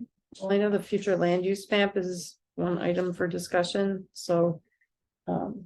Sean, that is. My computer hadn't died. There it is, try to find it. Page 23. I had a question and a comment. If you zoom in to just below where Red Tail Ridge is. Yeah. Yeah, Below. yep. So see how, I don't know if this is a formatting peculiarity, but see that little stripe? Just Mm. north of the city's Here? border, yeah, The greenish. right, what, and then it seems like it ends right It there, doesn't quite yeah. encompass this area. So is that intentional? And if so, what's going on there? Huh. What does green crosshatch mean? It looks like That's it a means future- environmental, neighborhood. well, I don't know, does it, or is Or it the- environmental corridor? It's planned neighborhood. No, it's. Is that the planned- wetland up there? You're saying it's planned neighborhood? Mode? Yeah, that's my understanding. That's the So only. look at the green stripe. Yeah, the That green stripe is definitely a different- environmental corridor. Oh, Yeah, this is. oh, the black, I'm sorry, I No, only saw that's the black planned from the neighborhood. scale that you had. The green It's this and the green. blue Yeah. is environmental corridor. Yeah, that would be, And that might be mapped from some other agency for all. Well, Well, it it- from the conservancy to get over to the pond, right? Is it like saying that? It's kind of weird though, like I don't get. It seems like it's, lands. I mean, it seems like an unintentional difference. Yeah, Well, right below it is isn't that the wetland that's sort of behind you, Lisa? That area Yes, there? and And This then- is what I was going to bring up, is I think there's a case to be made for the city to, at least that one parcel right there. To designate that as either environmental corridor or conservancy lands. Because it is a wetland and everybody thought, oh, it'll never get built. And we're using it for stormwater, you know, informally. But with wetland protections kind of being in question right now, I think since we're changing the future land use map, I think it would be a good idea to identify at least that parcel. And I would even say more, you know, one of the, 2 of the actions in the comp plan are to increase connectivity between Middleton's public lands, adjacent communities, and other regional open spaces through land acquisition and or trail easements that create green corridors. There are very few places where we can do that in Middleton, and this is one of them. And then also another action is preserve the role of wetlands, prairies, savannas, and woodlands as essential components of the hydrologic system and valuable wildlife habitat. And again, you know, this is an area that I think warrants protection. It's not part of the city right now. But someday If it is maybe. protected, and might come across as a very a dumb question, I guess I'm trying to think of a smart way to say dumb and I can't. if it becomes protected under conservancy, can we use it for stormwater? I don't know the answer. I mean, I think you'd have to go to the conservancy zoning and figure whether that can be used for stormwater or not. I'm just wondering what, Yes, if we need to continue to use it as an active, you know, Right. and develop it, using that very loosely, but keep it as a specific stormwater. Or What do- is environmental corridor the right Yeah, classification? I don't know what that one means. what it means, yeah. So are the land uses are defined in the zone, right? In the zoning, Yeah, well, these are future, well. No, it's separate things, so. okay, The comprehensive okay. plan has a future land use map that identifies the land uses and defines them, and those are separate from the zoning document. Okay, They, and I know this is confusing, and I'm sorry about that. So this document came first. If this is a revision that's before you now, but we wrote this a couple of years ago. The zoning ordinance then has specific language related for pertaining to zoning regulations that help implement the comprehensive plan. But the definitions, this is a different level. This is a higher level than a zoning document. got it. Well, and to Kendra's question, if you look at Misty Valley, that, you gotta, I think, zoom in for that. Yeah, that stormwater basin looks like it's green, like conservancy lands, Hmm. but it is used for stormwater. Yeah, instead of like a. I mean, that kind of makes sense a little bit, right? Because if it's like green space, it's gonna absorb stormwater. Well, and if you look at the ponds, Tiedemann and Stricker, they're not, their environmental corridor, that's not park space or, I mean, and those are stormwater, Yeah, but those are more planned than your corridor area. You know what I mean? Those are Right. more distinctively developed as stormwater. I don't know what Misty Valleys looks like. It's not quite the same level of. Cause they see Graber too, which is also a stormwater, right? Well, it's a natural feature. Right, Right. Functions as a Right. stormwater. Well, that's what I'm wondering. So is that conservancy? Well, around it is, but Right, Yeah. exactly. But it's interesting because that strip too, where Lisa had pointed out to begin with. That looks, it's the same color as the pond. So is that, It seems like it's more white in the background. Mhm. Blue. Maybe, maybe. It's So just so fuzzy. It's Yeah. pretty Like a- low I res. mean, to me, it just looks the same as Graber. Yeah, to me, it looks like that too. But that might be a mapping error. That strip Okay. of land where the hand is actually a strip of land located in the town of Middleton. Oh, okay. And so that could simply be a parcel that wasn't selected, Um, or not a parcel. Yeah. Recognizing it just as an environmental corridor regardless. But not in City, that, town, whatever. but not in that type of linear. Yeah, it's good. I think it's a jurisdictional line. Yeah. That's Yeah. clearly what it is to me, mm, Yeah, because otherwise it wouldn't just be a. right? Because the environmental corridor Yeah. crosses, obviously crosses jurisdictional boundaries, so that's the jurisdictional line. I just don't know why it's white or buff.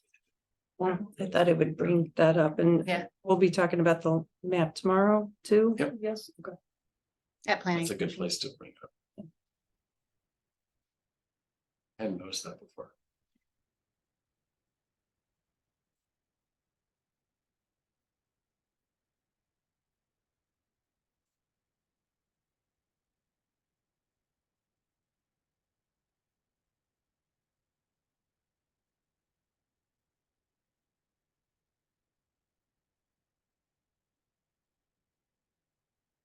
So I have a comment on the comprehensive plan.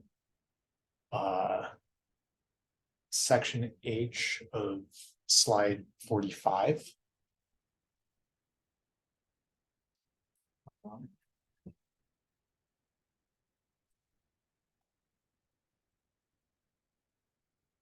I just wanted to thank the planning committee for, we've lost Mark. Oh. I just wanted to thank the planning committee for section, install bicycle infrastructure that is more protective than traditional bike lanes. And ask if we meant to also include multi-use trails specifically in this. In that phrasing construction, or if we wanted to consider them as included in bike lanes or bikeways, or do we consider them as just included in bike lanes or bikeways?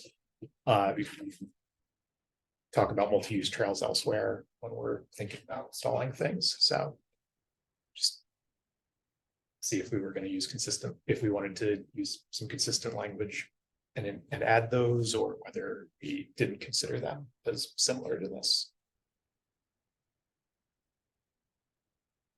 I'm sorry, I stepped out because the Oh. janitor closed the door and I just opened it, so. Yeah, sorry. Make sure we had an open meeting. Oops. Okay, so my question was in section H, if we wanted to explicitly say multi-use trails as well, or whether we were comfortable with everything here. That would refer them to a protected multi-use trail. Well, I mean, we have, because this is talking about specifically just bikes, but we use multi-use trails for Mhm. I guess it's more like as the highlighted As word the for me highlight. was that it's protective, like Yeah. we're separating Yeah. it from autos. Mhm. But a trail being off the road is by definition, Should yeah. be protected. Okay. Yeah, so I just wanted to raise for, This part actually gave me pause because of some conversations I think that this committee has had over difficulties maintaining any sort of protected bike lane, just with the snow removal. Picking up leaves. Yeah, all of the public work. Oh, this is when words start to family as it gets late. Services that we provide that might be more difficult with these protected bike lanes, and why there isn't any, and I don't know if this is definitely something not just for us, but something more like the bike avenues and designating certain routes to the city as protected bike routes. Similar to Kendall Avenue or Kendall Street in Madison, where they have all the bikes have the full right of way of the street. And so the residential where it's a lower miles per hour, a lower speed limit in these residential areas. So you're not talking about using something like Park Street or University or Century. You're going through residential neighborhoods, but it continues to allow to have parking on the sides of the street. It continues to allow services to continue. But it also provides more bike access. Yeah. I don't know how popular they are. This is obviously something that we haven't talked about here. I'm sure, that this is something for the bike committee, or transportation committee, but I have a feeling that protected bike lanes, people would still go onto the sidewalk. So I think they just cause a bigger problem than. Well, some might, I mean, and to their comfort level, if that's what they choose, I don't want to be the guy saying. Get in the protected bike lane. Right. Yeah. Because if they're not comfortable there, then Right. what was the whole point? But from a public work, specifically from a public work standpoint, I think protected bike lanes with some sort of curb or median or something that is suggested here makes it a problem. Well, Charles, you brought back some examples from Amsterdam, and I'm looking at the last paragraph, if you can, or the last sentence. Separation is provided through physical barriers between the bike lane and the vehicle travel lane using raised curbs, bollards, vehicle parking or planter strips, and I think the vehicle parking example you showed made a lot of sense where, I mean, it's like a change, but the curb is where the bike lane is, and the parking goes beyond that. So the parked cars or the parking lane is between the driving lane and the bicycle lane. And that- Therefore, you can still Yeah, plow and I stuff. just, I feel like we don't have a lot of right of ways that would provide for that in our current infrastructure. I mean, I guess for future development, great, but I don't know how we would grandfather that in. Or we'd have to look at it carefully, I think, because you need enough width for that passenger side door to open. Because the bicyclist has nowhere to go. If they're on the street side, they could go around an opening car door, but if they're on the curb side, they can't. They just need to stop. And so when I first read that, my first concern was, well, there are some design issues with this that are worth looking into, but if we can't pick up garbage on that block, that's gonna be a hassle. You know, to tell those neighbors, well, now you need to drag your cart down the street and go set it out there. But I think this is like leaving it open, right? That this is a goal, and then there's different ways we might achieve that goal. And then maybe we will eventually have to rethink how we pick up garbage and remove snow, right? Like, I think it's Yeah, good to just, keep it there, right? Cause I do think it would be important to. Yeah, so I thought if we Additional added a permanent- sentence that yeah. the city needs to consider, there are these other things going on at the same time. So while we want to protect Mhm. bicyclists, we also want services. And what does that mean? How do we design? Yeah, that's, So it's a fine vision, but it has some design issues. The other one that I'm adding a note was that right now, I don't think we could use street crosswalks. That's not supported in the MUTCD by my understanding. what's MUTCD? It's the manual on uniform traffic control devices, so it's a Yep. federal law that goes across that says, when we do traffic control, here's how we do it, and it's consistent throughout the nation, so you should Right. just expect it. That a red light in one area means a red light in the other area, and pavement markings are a big part of their deal. Got it.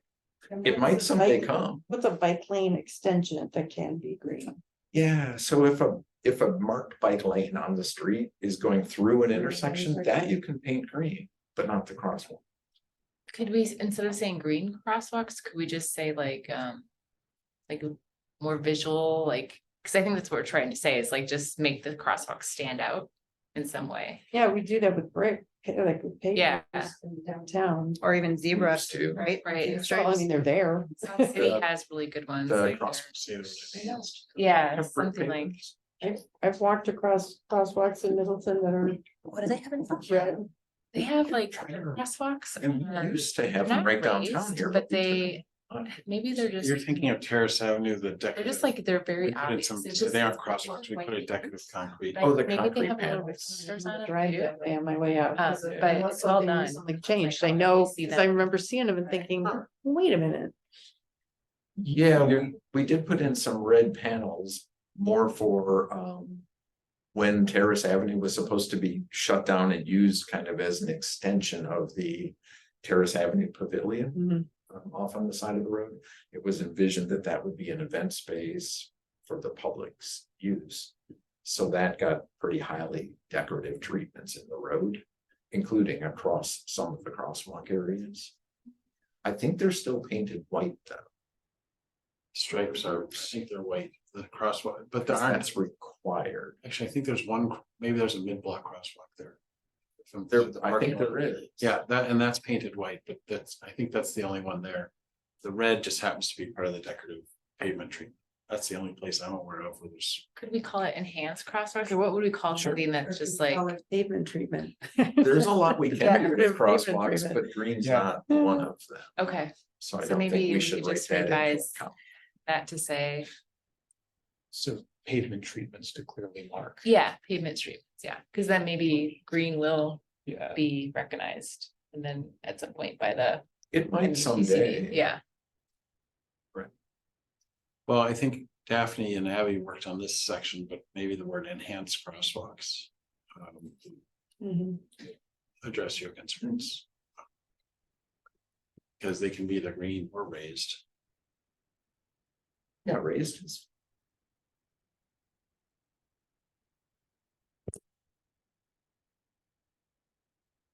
And just to counter a little bit what Sean is saying.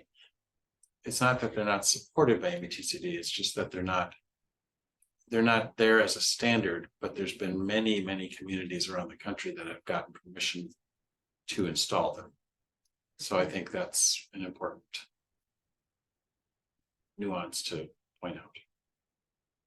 So if they're doing that, they have a federal process to follow for experimental treatments that are outside the bounds of the MUTCD. And I hope all of those communities are doing that then. I don't know, but I doubt it. Me, I don't know either. I don't have time to check. I apologize because my computer died and I did have some notes on this, but now I can't recall what they are without looking what I was working on. But just this talk of crosswalks has made me think about the flashers. And using those as more of those becoming the standard rather than the exception to the city for crosswalks, The flashers. pedestrian All right. crosswalk Yeah. flashing lights. Yeah. I don't know if that's something that needs to go in the comp plan anywhere, but yeah. Did the one in your district ever get fixed or not? I thought it did, and then I it was think we're mal. ordering spare parts. I was Yeah. thinking of that We when can't. Carrie was troubleshoot talking it. about needing the dark out curtains. Yeah, Yeah, yeah, right, no kidding. I noticed it just this morning. In fact, I was gonna talk. Sure, it rained. Yep, exactly. I was gonna mention it to you during our recess that's on the agenda. Only troubleshooting we found to work. Yep. It rained. It rains. And so this morning, as I was driving the kids to school, I was looking at it and I was like, okay, it's flashing. And I'm going through, there's no kids around and I'm watching it in my rear view and I'm like, oh, it's going the Crap. whole way up. Yeah. Well, the thing is, people start to ignore it. If it just goes continuously, Yeah. Yeah. people don't pay attention to it. And so it becomes, One of the worst things with the old flashers that just went time of day. Yep. Didn't matter if someone was around. Yeah. So anyhow, I think we're just ordering new guts for it entirely. yeah. But I like the idea of, yeah, I brought up putting one in the budget. Yeah. And it was like, well, why should, and that was just because I think Kathy Olson had said traditionally we try to install one each year. And I was thinking, there are 8 districts and each of us can think of at least 2 or 3 places where. I know. And it surprised me that it had to be such a distinct Yeah. budget. Yeah. Requirement. Well, it wouldn't have to if the council said, let's just buy 10 of them. Right. That's a budget issue. Taking it out. Yeah, there you go. Sean Change that. recommends. Change 1.0 to 10 points. Yeah. Slide the decimal. And can we teach everybody how to stop? Oh my gosh. See, I find them pretty good. Mm-mm. Walking or biking. I sat and watched a kid at the one, now we're getting way off topic, but I have a story. Oh. It surprised me that people don't. It really surprises me how people don't pay attention to them. I find them really helpful as a driver. I drive down Park Street pretty much every day when I leave my house, and there's one right where the Conservancy Mhm. crosswalk is. And it is very helpful to me Yeah. because of the corners Mm-hmm. to just know that, okay, I see lights, there is somebody in the immediate vicinity of this crosswalk. I need to slow down, Yeah, I agree. get ready to stop. Yeah.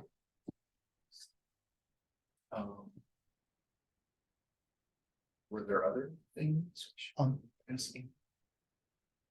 I had one item on slide 68, section D, just to make sure that we include fair housing language in that, because we're talking about a housing program and grants. Just to make sure that we have fair housing language on that slide specifically. Okay. I'm glad that you brought this up because I really like this section, but I would also like to, if we can include a section about all different generations, not just for home timers and first generation, but also options for, and I don't know how to wordsmith it, but something that encourages different types of housing options for people who aren't, you know, single family homes, but also aren't wanting to rent, things like condos, townhomes. 2 to 4 unit living options. So maybe that first sentence of the second paragraph. It's not just increasingly difficult because of rising housing costs and limited land to grow, it's also limited options for. Limited variety. Right, limited housing options. Yeah, Yeah, Mark, can you wordsmith that? I'll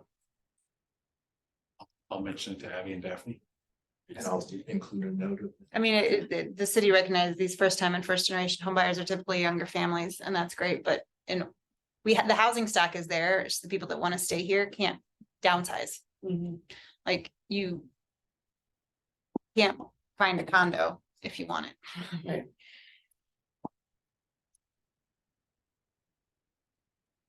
Although I know of one going on the market tomorrow. Do you really? Honestly, like, You have a ton of- That information worth something. yeah, it kind of is actually. It's not. So do we have any other comments on the comprehensive plan? All right, with no objection and no other comments, let's move on to item number 3, which is, Well, 4 on. Item 4. item 4, yeah, you're right. Item 4 on our agenda.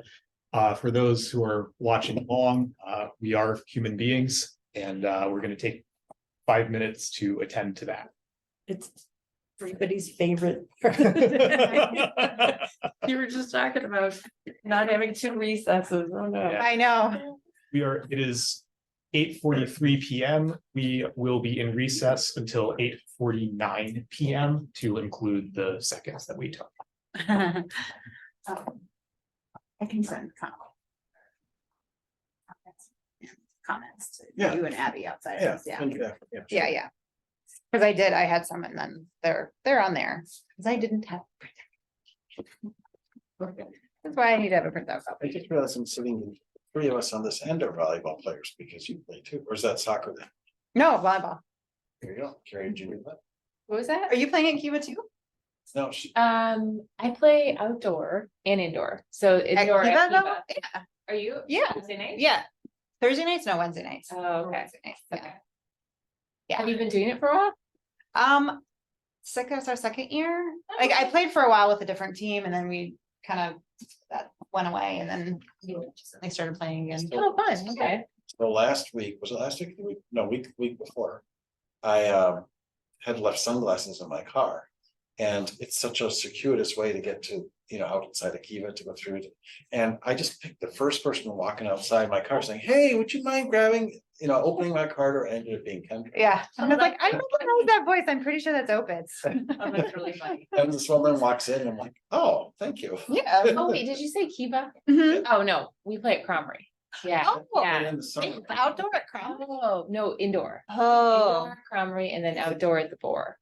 so Oh, it's okay. more. yeah, that would be fun. Yeah, Yeah. it's fun. But you're playing this winter again, okay? Yes, So. Is it a co-ed team? Or? yes, Okay. yeah, it's through the city. Yeah. Yeah. Mhm. Nice. Yeah. Yeah. I played at Cromrie on an all women's team for a while before COVID, and then COVID happened and we never got back Well, together we just signed up our team it's Thursday nights. at Cromrie. During the winter, and it's a much better deal than, Well, we were actually, Lori plays at Kiva too. right, Yeah. yeah, no. Or are you guys in the same team? We used to be. Okay. They created a different team. But she was playing right before us that really, really hot day when they moved all the games inside. Yeah. Ours Got game, moved outside. no, our game was inside. We had one guy break his ankle during the game. And then a guy on our team fell and bonked his head on the court and ended up with 8 stitches and a severe concussion. On the night of the heat. on the night of the heat wave. And that's when we decided that we're never gonna play indoor. I don't know. Yikes. Well, I saw my team user towards Thank ACL. Oh, I appreciate. see, it's like indoor or outdoor? Indoor. Yeah, see, the indoor's dangerous, like, And it'll be this like, cool. you come down And then- funny and there's I no just- I give, just don't yeah, play- it's bad. I don't play that hard, like I Hair don't is jump on that us. much It's like- anymore. Yeah, Yeah. that's what I realized John when we were wants to getting know to how to the. control it. I'm not gonna do that. Some of that might also be. It's like, we're taking this too seriously, right after the guy broke, You it, have a lot- I was like, we need to slow down, we're taking this too seriously, and then bam, the guy smacked his head. So But that it definitely counteracts. feels like it's been turned off. Yeah. Ooh, they pulled Aaron Rodgers, Yeah, he's speaking of injuries. yeah, Oh, poor guy. Aaron who? ankle injury. Bears fan. No, Me? Oh, you. Oh my gosh, I'm speechless. I am speechless. that was. I really just funny. taunted my brother-in-law badly. I texted my sister last night because they are Bears, well, he is a Bears fan. No, He was a no. bad taunter and I don't have what it takes to do it. But last night I texted my sister, I said, tell Dave I'm feeling for him. Feeling like the Packers still own the Bears. There was a meme that went around that was like, The quit claim deed. yeah. Oh, I didn't see that. So it's a quick claim deed between Aaron Rodgers and Love. Oh, I did see that. Yeah. I did see that. Did you ever see Tom Grossi? The Packcast? All right, I'm gonna share that. Because he's hilarious. He just broadcasts the game. He's a big Packers fan. Broadcasts the game like people actually pay just to watch him talk about the game. You can't show the game, right? But Right, you're but like, you "Oh my God," yeah. But he's that entertaining. And then at the end, he always does Nice. a fan reaction. Little bear. Oh, good. Yay. Bears under new ownership. That's awesome. That's cute. But he does a fan reaction to the game and he's got like a jersey for every team in the league. So he did one for the Giants and the Cowboys last time. He's hilarious. All right. Thank you for your Thank you time. For joining us. Yeah. For walking us through. Thanks, Mark. Have a Thanks, good Mark. night. I get longer recess now. Yeah. Yeah. Yeah, your recess is until tomorrow. Sadly, I'm going to my office. Oh, All right, take care. Thank you. Bye. thank you.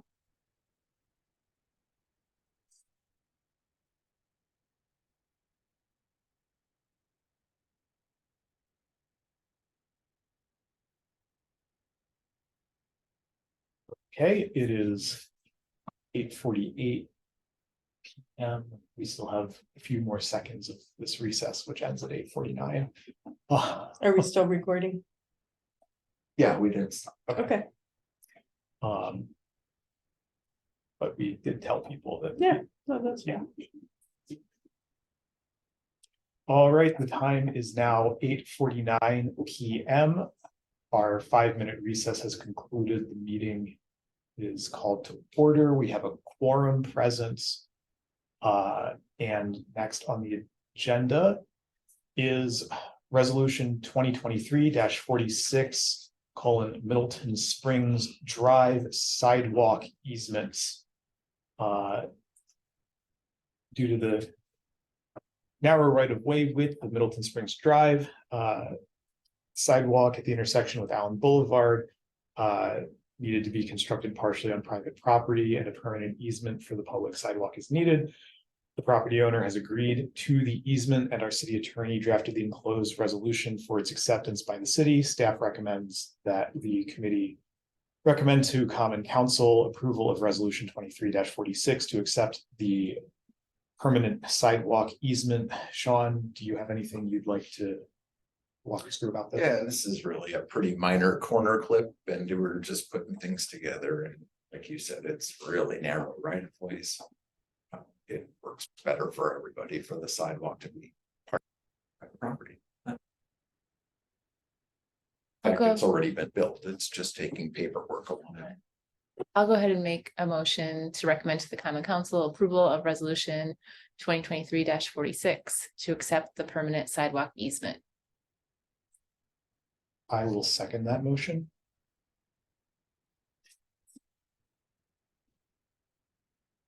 All in favor? Aye. Aye. Aye. Hearing none opposed, motion carries 4-0, and the recommendation will move to council. Now, we are on agenda item number 6. Discussion of plans for maintaining detention basins. Alder Haniro, I believe this was one of yours. Yes, thank you. And Sean, do you want to cover what you put in the memo? Sure. I do have a constituent who's Yeah. Brian W. I think historically parks did most of the natural areas and streets, took care of streets and storm sewers. More recently, as our parks and conservancy lands and natural areas expanded, streets was assigned to taking on some of the more built pond areas in terms of mowing. But staff is availability is limited, weather's not always working for us, and so sometimes we're out there at times of the year we don't want to be out there, and our frequency isn't what we would want it to be. But maybe in some of the areas, mowing's not even the best tool. It's sort of the one we've got. And, so when we started the stormwater utility, one of our hopes was, well, let's develop plans really per stormwater feature, so that we can figure out, well, what's our goal here? What are we trying to do? And budgetarily, what's that going to take? And staffing wise, what's that going to take? So we can figure out, well, what do we want, and what's it going to take to support that? Because right now we don't have a big picture that we can hand to the council and say, this is what we need. It's sort of doing the same thing we've always done. Except more recently in talking, we just asked our folks to just stop mowing entirely. So we're not doing that right now. And hopefully I know stormwater utility has an initiative to start putting together some of that plan with a consultant, because we've been trying to do it in-house and it's just not working. Is that going to be in the budget request that we? I didn't remember if stormwater utility just did that on its own as an initiative with funding already in place, or if that was a budget request. So I don't know. I got the feeling it was the former, like they just want to get this going now instead of later. So Tangential question. Do we have a representative on the stormwater from this committee currently? Or did we lose that? we do, it's Don. Yeah, it's Don. Don. It's Don. Okay, I wasn't sure if it was Don or Carl. Carl was Conservancy Conservancy. Lands. Mhm. Yeah. Well, and I appreciate this being on the agenda because Alder Bocus knows, because she had fielded a concern about this too. Since before I was elected, there have been concerns with the mowing that takes place. People come to love their detention basins, which are in full flower, and the butterflies are there and the birds are there, and then the mowing happens and it just takes it all out. And I think a big improvement would be just better communication about why it is that mowing takes place, when it's going to take place. Is it to control invasive species? Is it to improve make sure that the stormwater feature can perform to its capacity?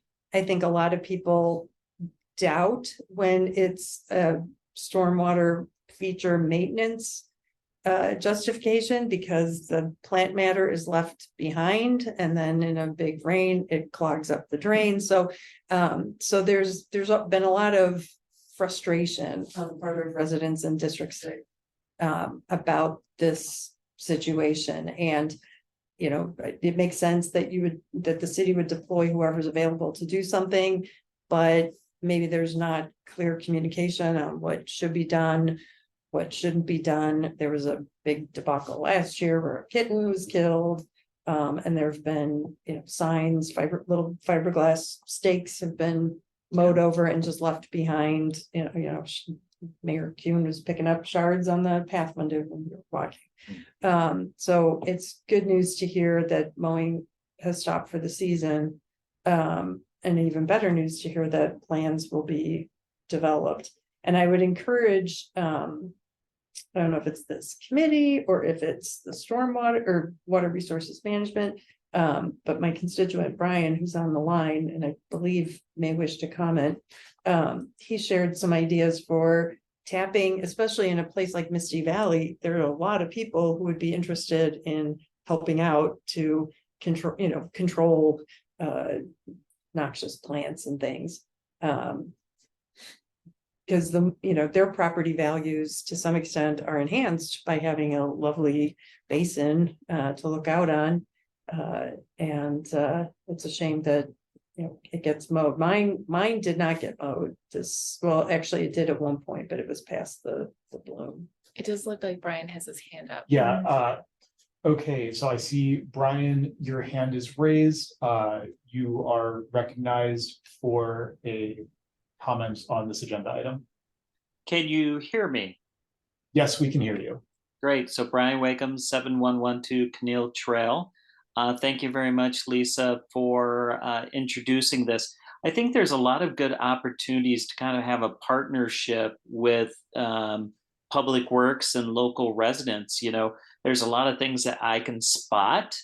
For example, cottonwoods growing up in the culverts and all those kind of things that we can give a heads up to, so somebody can come out and proactively, weed whack those instead of using chemicals. So I would just encourage, can we be creative and form partnerships? In our neighborhood, we've developed the Keneal Corner Conservancy. It was an empty lot full of weeds, and we've transplanted that into a very beautiful scene. So I think take advantage of all these volunteers that are potentially out there. And maybe that can help reduce some of the costs and avoid mowing costs and etc. So I just think we can be more creative instead of relying on old practices. So those are my comments. Thank you so much for joining us and for your advocacy on this issue. Glad that we were able to get it onto the agenda.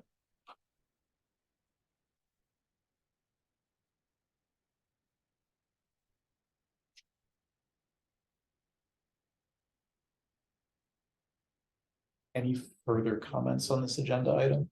So just in sum, the stormwater utility board has requested a rate study to figure out what the budget would require to maintain these over time, Yeah, so. or to develop a plan. To do everything the stormwater utility wants to do. Okay, Maintenance. Exactly, so. So both planning and maintenance. This is inherent in the other part. Yeah. To come up with a rate study, Okay. like what should the stormwater utility be charging? okay, Part of it is, well, why should they be charging? right, okay, And the why part gets into, well, here's what we want to maintain and how we want to maintain it. got it. Yes, I'm anxious to hear that. Yeah, we've been working on it for years, but progress has been slow. It's a good time to do it.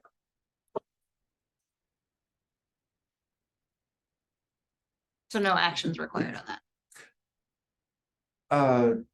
No, not right now. I Yeah, wonder, Sean, did you see if Eric had forwarded the message that Brian sent with a couple of documents attached? I didn't see one this morning. If it was this afternoon, I was out today. Yeah. So I didn't, I did try to keep up on emails, but I did not keep up on emails. Yeah, no, you shouldn't be doing that when you're gone. Well, I guess for the sake of my constituents, I guess I would wonder what's the next step in following through? Just to give Brian and others some Yeah. certainty that. Well, what I'm most interested in is what do we come up with for our management plan? Because we can go back to mowing, right? Or not mowing. That's easy enough.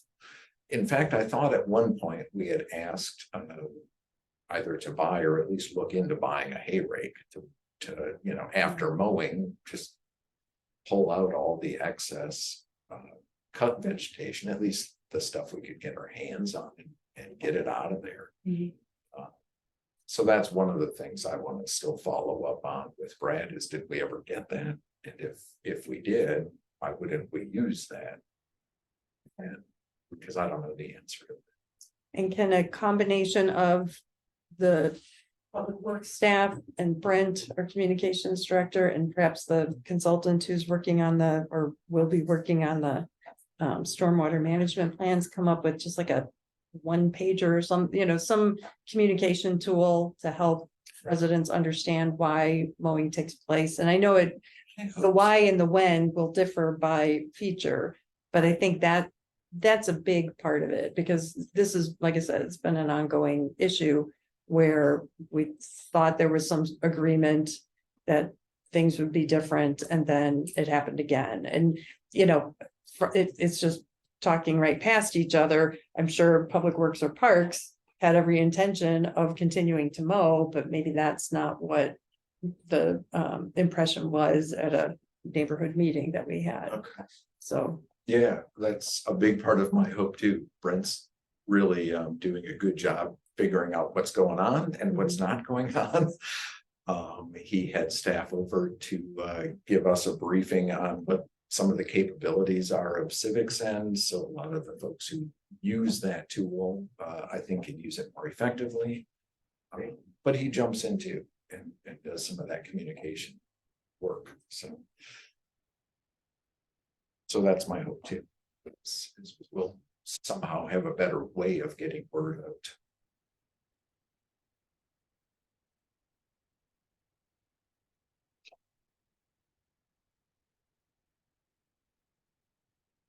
All right, so I think, is there any other discussion on the plans for maintaining detention basins?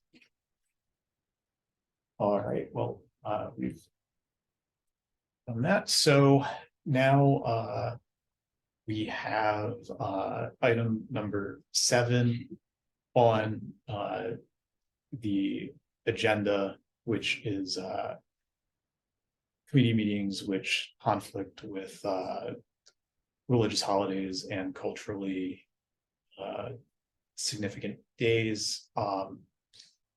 So I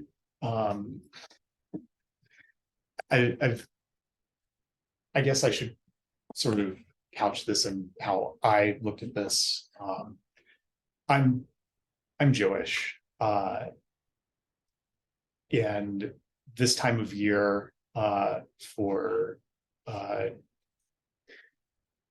Jewish people is interesting when it comes to public meetings, because our holidays, we have a few fairly significant ones all clumped together, and every year we have public meetings that we'd like to participate in, but we have a religious obligation not to.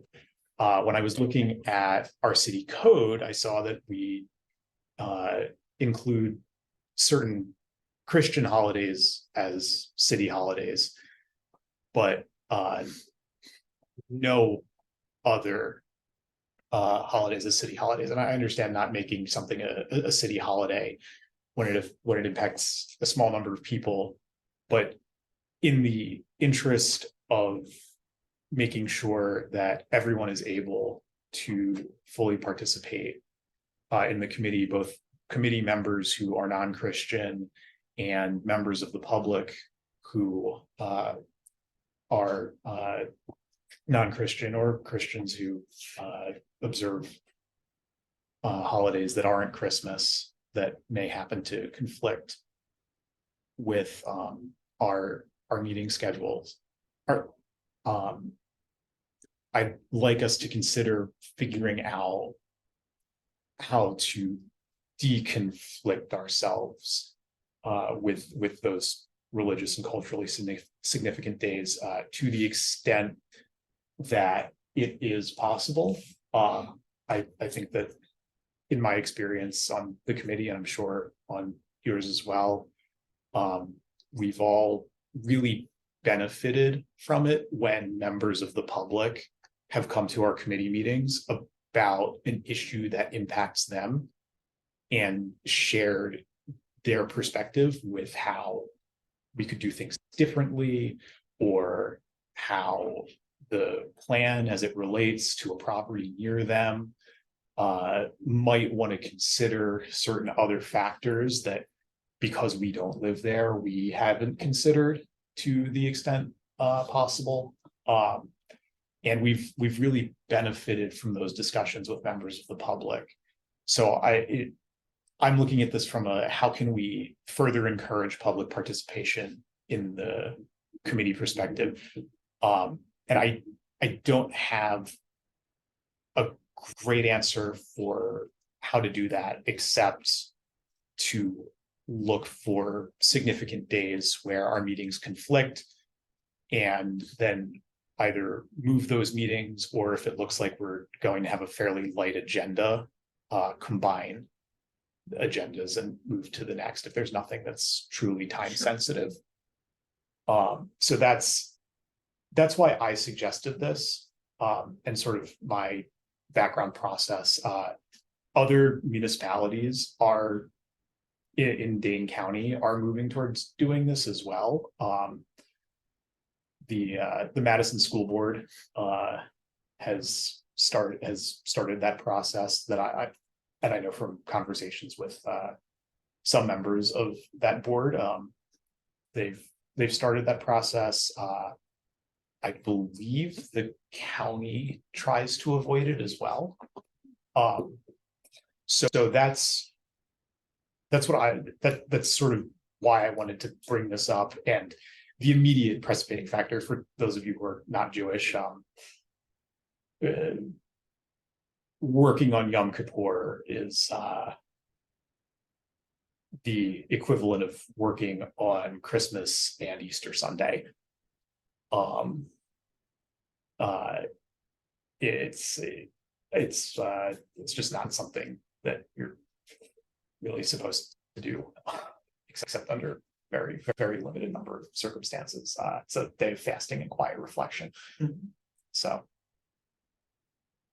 Do you know if those other organizations you mentioned, Madison Schools, or the county, making progress or in conversation, have any of them identified other holidays like a Yom Kippur where we know Yeah. that's a major one and we just shouldn't? so for Judaism, there'd be Rosh Hashanah and a few others, but it's not just. I don't want this to just be about deconflicting us with Judaism. I want to make sure that we're So I found a couple calendars. Right. that Yeah, Put into the. I think that's your but I question. don't Are there know any other ones? One from a little one. I think that's what I brought up the last time this brought yeah. up, is that like, I really agree with this and it would be great to do it, but how to do it so that we're not, forgetting about somebody else, or right, like, I don't know how to do that part. Yeah, so I felt pretty good that this Yeah. resource is available. Yeah, But then I looked at it and I'm like, well, I mean, to me, Columbus Day never felt like one of the big ones. It's non-religious though, that's why. Right, so. I don't know how it made the calendar like, hey, let's try to avoid this, because it wouldn't have made my top 20, But even these, I mean, and I don't want to speak for everybody, but like, I think there's also a ranking even within the religious ones. Like Sukkot is probably not as important as Rosh Hashanah or Yom Kippur, depending on your level of faith too. So. That should back. Because up, like too. Orthodox Christianity, there's a lot on there too that, I mean, I don't know. Yeah, And I'm some sorry for interrupting. No. Yeah, go Just ahead. Wanted to clarify that the highlighting in here is not a ranking of importance. It's what we have meetings. It's literally only the ones that are in conflict with known meeting dates. Yeah. This year. yeah. And I'm fine to reschedule or do whatever if we feel like we need to do it, but I want to point out that I don't think that it's when we're holding it that's limiting people from participating. I think it's the inherent nature of what we discuss, and of the things that are going on. That said, if there's a particular thing that's happening in somebody's neighborhood and it prevents them from coming, I would hope that they would reach out and say, hey, I can't make it. And then we could, you know, take that into account, postpone that agenda item until they're able to make it. If they really feel like they need to outside, you know what I mean, if they can't make it for any reason. So, And surely anyone bringing an issue to us would say, you know what, just don't put it on that. right, Okay. yeah. So but I'm fine rescheduling for religious observations. I don't think there's a problem with that. I was surprised when you guys first talked about this, when you sent this out, how many do directly conflict with our meetings, considering we meet twice a month. So that It becomes a problem, right? Because we also want to make sure we're consistently meeting yeah. in order to move things forward. We- So, We yeah. did agree to cancel the 25th. yeah, Yes, we did. Yep. That one's settled. yep, Yeah. And so would it make sense to do this, check in like every couple of meetings to look ahead and see? yeah, And rely on the members to, I mean, you know, without having a really excellent resource that can get into doing what you shouldn't do, which is ranking the holidays. I think the best we can do is rely on our members, committee members and, you know, staff with experience to say just what Charles said, you know, in my religion, this is the holiday we need to avoid. Looking ahead, you know, so that we can plan accordingly. And we can do that. I was hoping that if we could identify which ones we're just not gonna touch, then we would just know. And frankly, so would other city committees that may Yeah. not be going through this exercise. Yeah. Yeah, and that's kind scroll of, down to the December. it might make. Seems like a good job for the Okay, communications director. I don't know. It seems like a bigger, because all the other committees could be yeah, struggling with this as well. Someone in Yeah. The city should be, someone in the city. I feel like it They does need might to be be happy if we take consistent, the lead. right? Yeah. yeah, there's a bigger policy question overall for city business on certain days. As well, and I do want to be mindful Mhm. of that. I think that might be a little bit beyond the scope of our committee, but I think on an interim basis, if we go through and look at days and try to figure out which ones are which ones conflict, like Hanukkah, for instance, work is permitted. You know, there's obviously a family observance component each night, but you know, that one there would be no religious barrier. There'd just be a fact that in terms of like obligation to work or not work, but there would of course be a family component. If that makes sense, not to rank, but certain holidays do have requirements understand. within faith traditions. So maybe I kind of like what Lisa was going with for now, until maybe that there's more of a coordinated effort that this committee could at least look ahead and just ask the question, like, are any of the upcoming dates in conflict with any of the committee members? And then if you hear from citizens as well about a particular issue. I don't know how far in advance we want to, like, do we do 3 months, like once a quarter we do this? I'm not sure. Well, just looking ahead to October, we probably should decide, since we're not meeting on the 25th. I think it's fine to have a meeting on the 9th of October, but I don't know anything about the Hindu holiday. So I can't. Either, it's quite lengthy. So Do we plan on meeting There were until we explanations. hear? Yeah, I was gonna say maybe on the 9th. As him doing. I know what some of these holidays are, but I didn't get a sense for. Like, yeah, if you're, So I know what this from- is, but if you is can't it? work or not, like those types of Yeah, questions, right? yeah. Like, yeah. But that's also probably up to interpretation too, right? So I don't know. Maybe we just. Navratri. I like your suggestion of doing this on a quarterly basis. You know, we look at the dates where there are conflicts for a quarter. We have a chance to look in, you know, individually, we can reach out to faith communities that may be active in that faith in the area and see what they say, since a lot of this may be beyond our individual understanding. And then after a year of this, we can submit a report on what we've done to the city. And, you know, we'll, I'm sure, make more than a few mistakes while we're figuring that out, but then we have something to go off of for the years ahead. And, you know, I think that's probably the easiest way to actually get a work product that's usable for other people. Sounds like a good idea. Or we could do really the whole year. There's not that many dates. Yeah, that's Down true. We to could it. do 1 year. Yeah. Near the end of the year, we'll do the year ahead. We'll do the. Yeah. Yeah. Yeah, that's a good idea. Because I think that's important, is like advanced notice, right? So that, Yeah, you know, Yeah. developers know ahead of time, oh, they're not meeting this Yep. day, so I need Right. to maybe get my plans submitted for the previous meeting. I think that's my concern, is just like, we don't want to Yeah. not give advance notice.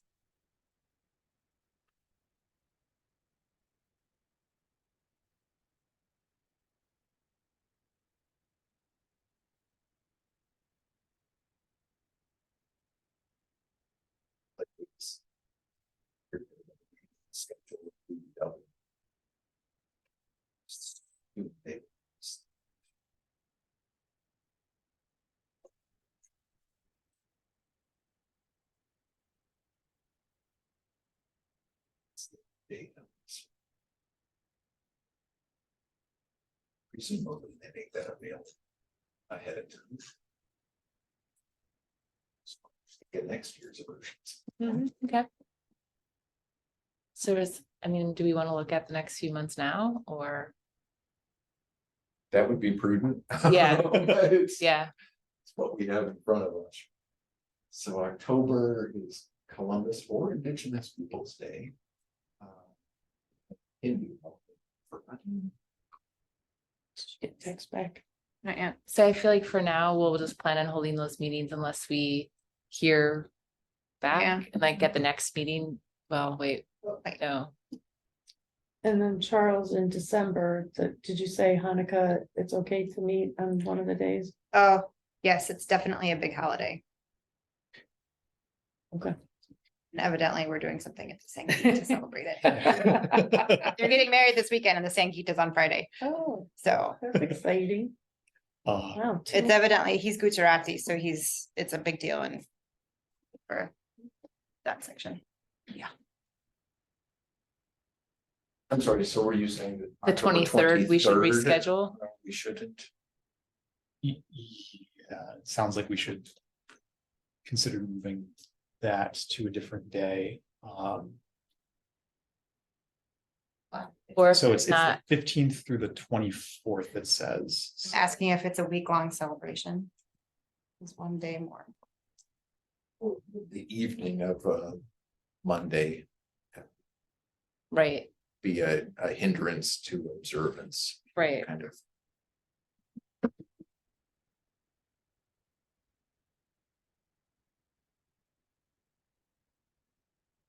Well, October has 5 Mondays.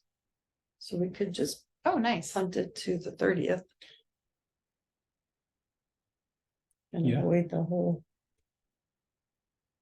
Yeah, week. part of what we might have to be careful with too is that we're on such a predicted schedule. Right. I mean, in our website and everything, that people have it baked into their minds, second and fourth Mondays. Yes, And then if we say, oh, except this one will be a fifth Monday. We might be missing other people because of that. I mean, if we put notice on the. If, Yeah. because, because We can get the word out. Yeah. I'm just saying, I think we're gonna hear that we're Okay. missing some folks because yeah, this So, is I just feel how like we're they better think. off just canceling it and not rescheduling it.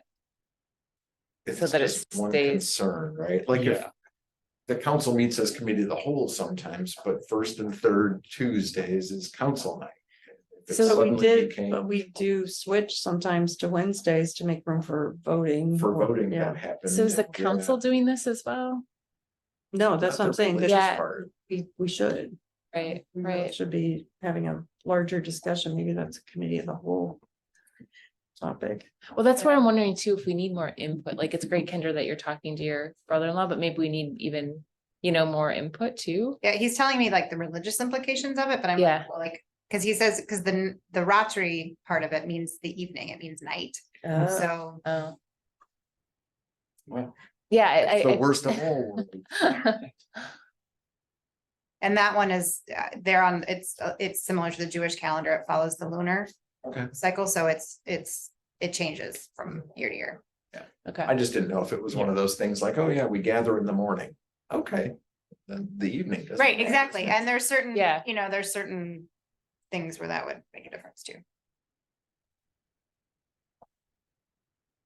yeah, we can, if we move it to the 30th.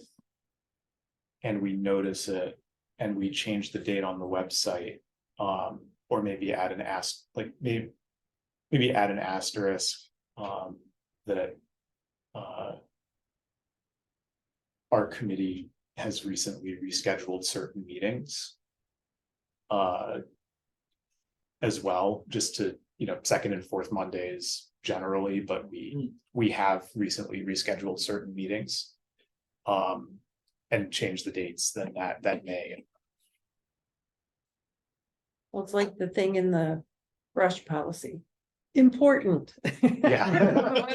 Just say, this is important. It suggests everything else is unimportant. Skip that part. You don't need to know. Pay attention. All right, So we know anyone? do we have a consensus to reschedule the 23rd to the 30th? 30th? We should probably do that in Yeah. a motion if we do. Yeah, I'd introduce that motion. It seems like in places with Hindu majority populations, a lot of businesses give that specific day of the holiday off. So I would move to reschedule our meeting from the 23rd to the 30th. I'll second that.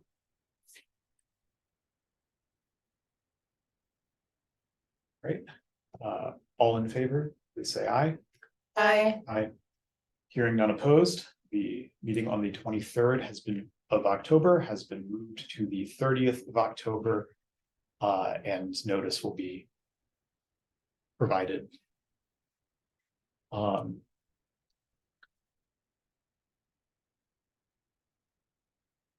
Don't have a resource for the November holidays, so that leaves the December ones for now.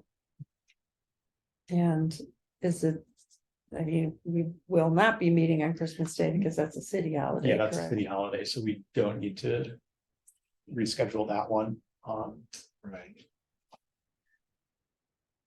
Do we, and I don't know enough about this, but do we have to be worried about like separation of like church and state? Like, I don't know, are we getting into like, City doesn't worry about it when having Christmas Day as a holiday.